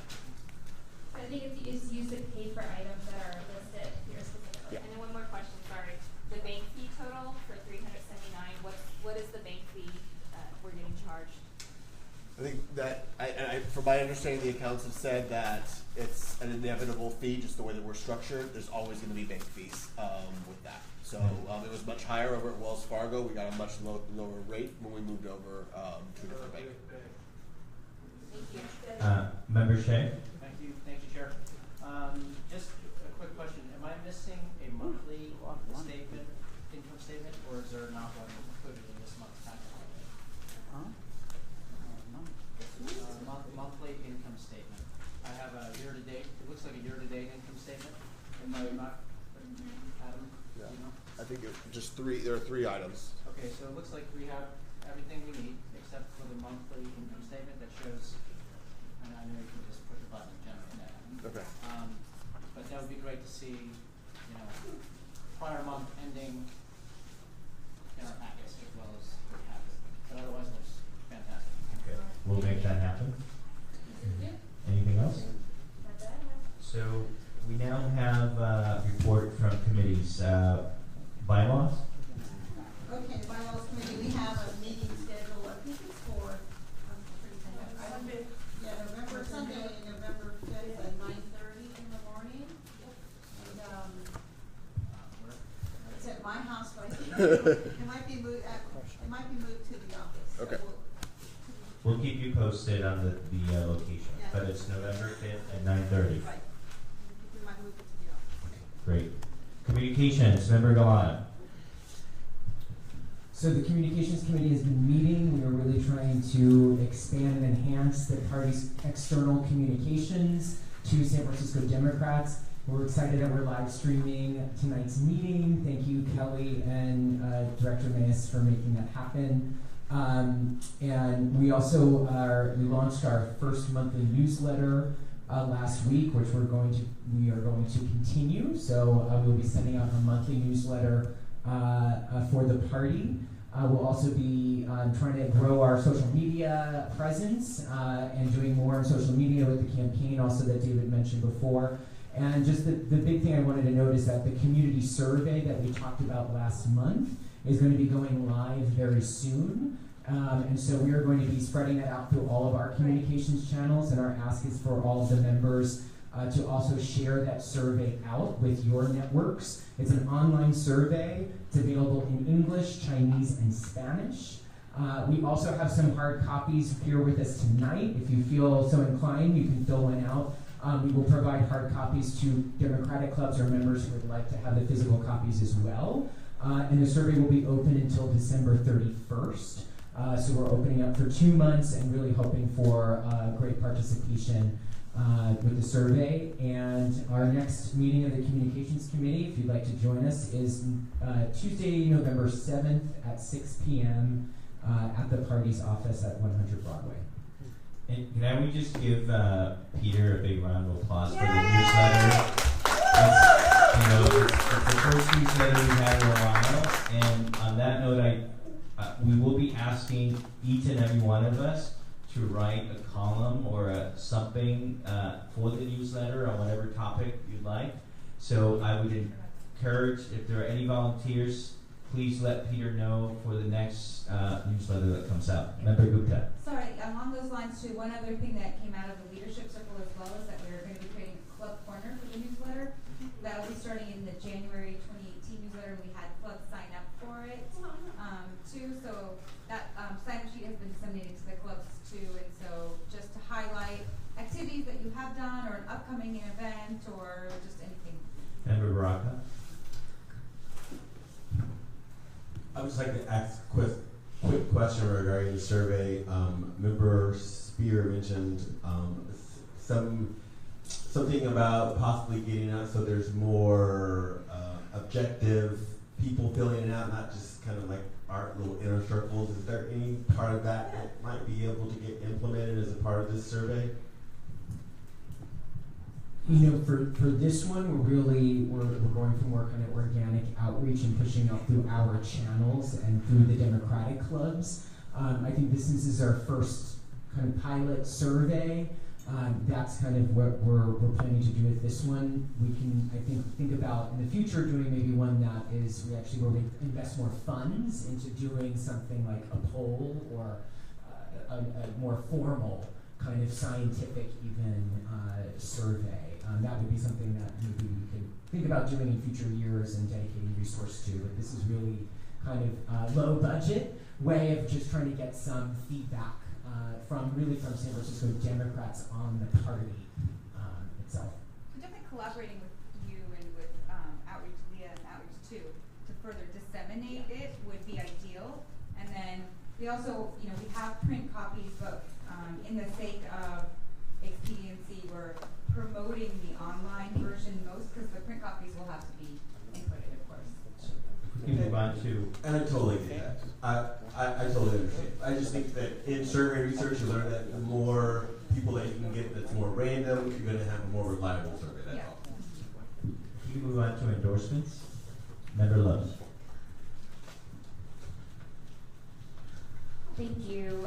So I guess endorsement season is coming up, and one thing that we noticed is that we haven't really updated our questionnaire.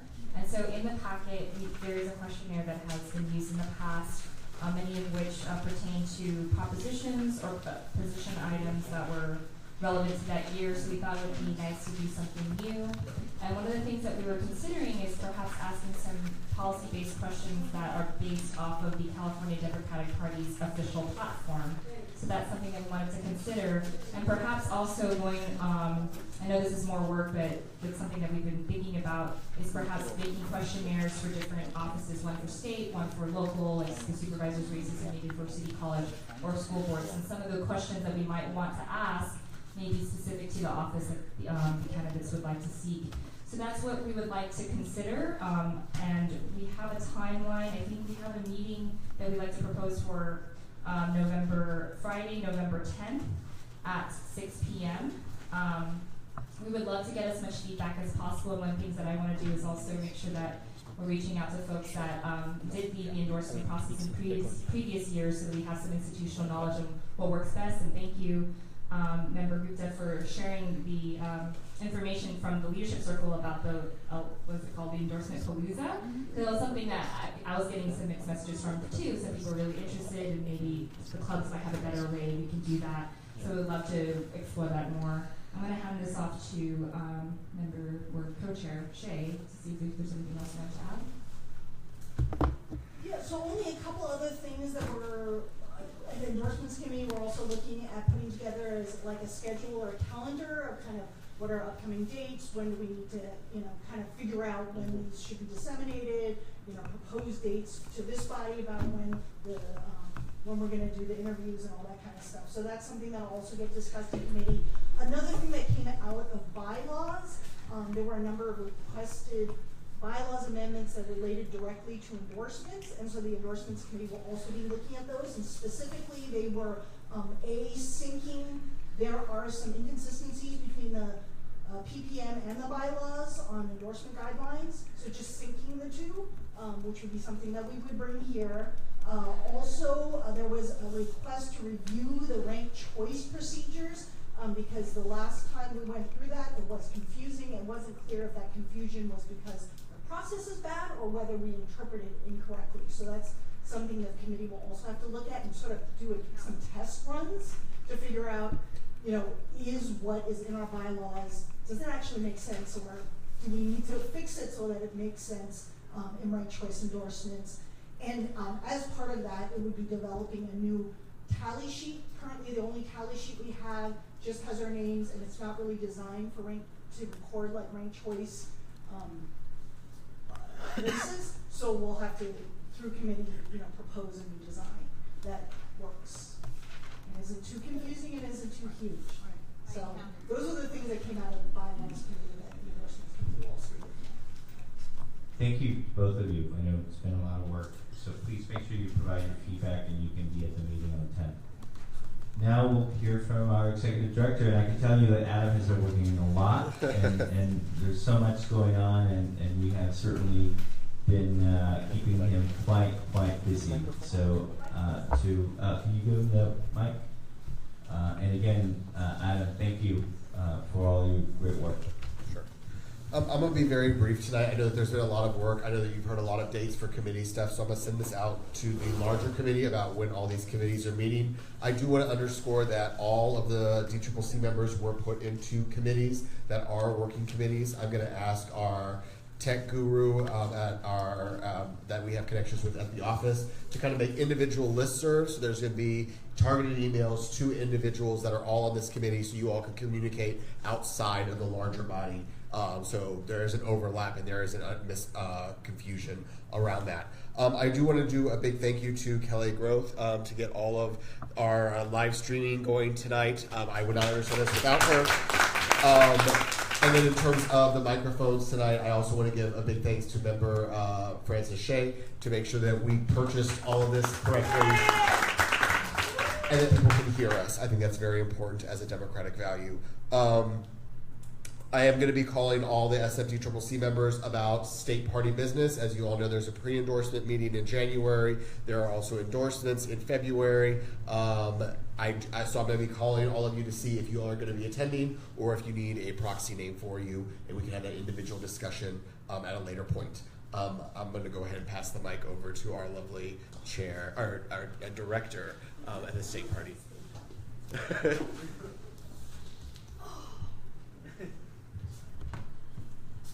Hi there. I was hoping that maybe whoever does this agenda could take into account little old ladies and maybe have my report at a different time. But we know that the meeting's not over till the fat lady sings. And since I have such a crappy voice, I'll just talk. Oh, shush. I'm glad that you're talking about the pre-endorsement meeting. It will be on Sunday on the 28th of January.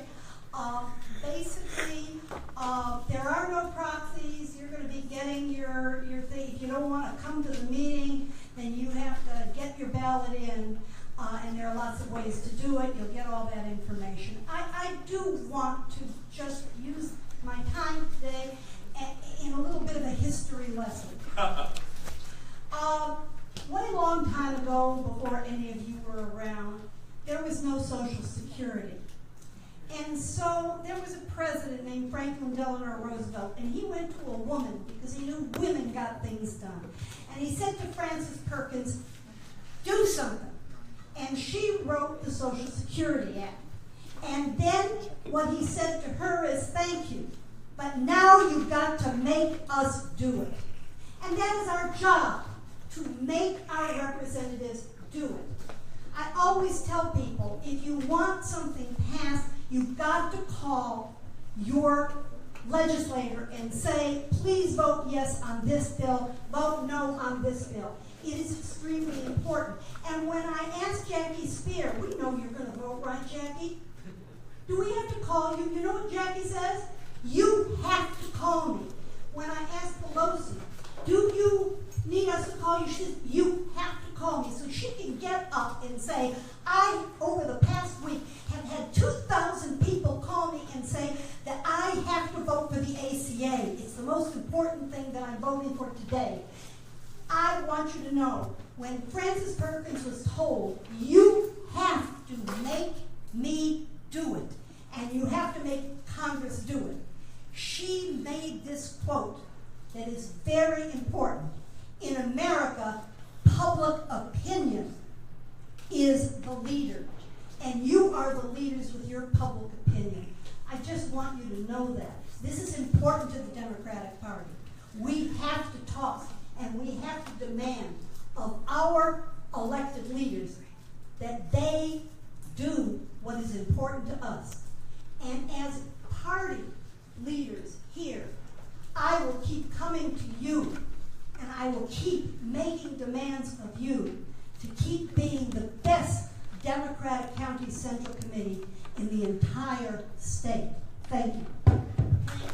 Thank you.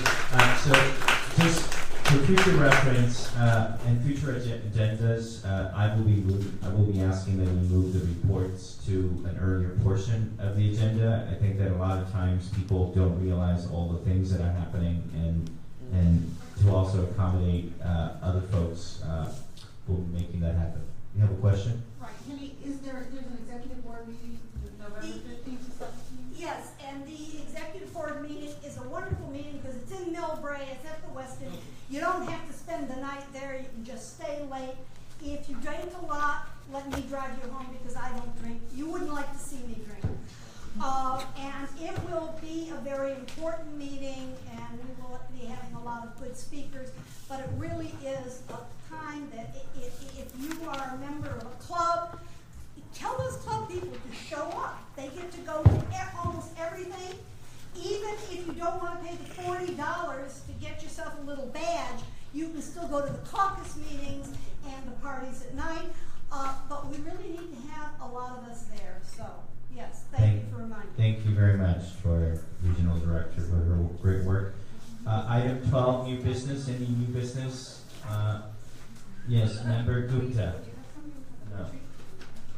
Actually, I do want to, maybe I'll ask Adam, the retreat, we're trying to do our retreat in December.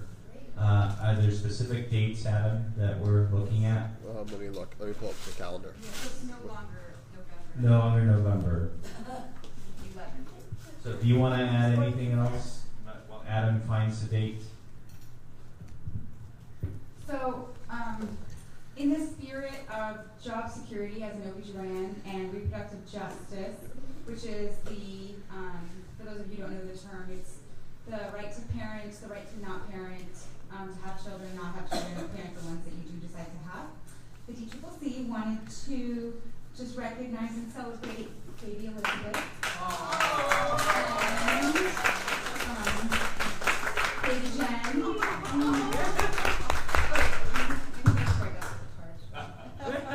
Sorry, switch. Yeah. And because we won't be meeting before you guys will be having your babies. So I want to just wish you guys well and pray for good sleepers. And thank you for doing your part in growing the party. Yes. More members. Future Democrats. So I think we have the envelope, please. Okay, these are the dates for the retreat. November 4th? Yeah. What we had discussed. For November 4th for the retreat? Yeah. So 2 weeks? Does that work for folks? Or is that too soon? Too soon. All right. I was trying to hold off on doing another doodle poll for all of you. Okay. So, can we have a show of hands for people that November 4th works? November 4th. It's a Saturday. Okay, I don't think that. So, okay, then, all right. So you'll just Well, I'll send you a doodle poll. Okay, thank you. Seeing no other business. Okay. Seeing that I don't think we have any other new business, so seeing no other business, our meeting is at. Oh, yes. Oh. Okay. Seeing that there's no other business, the meeting is adjourned. Thank you.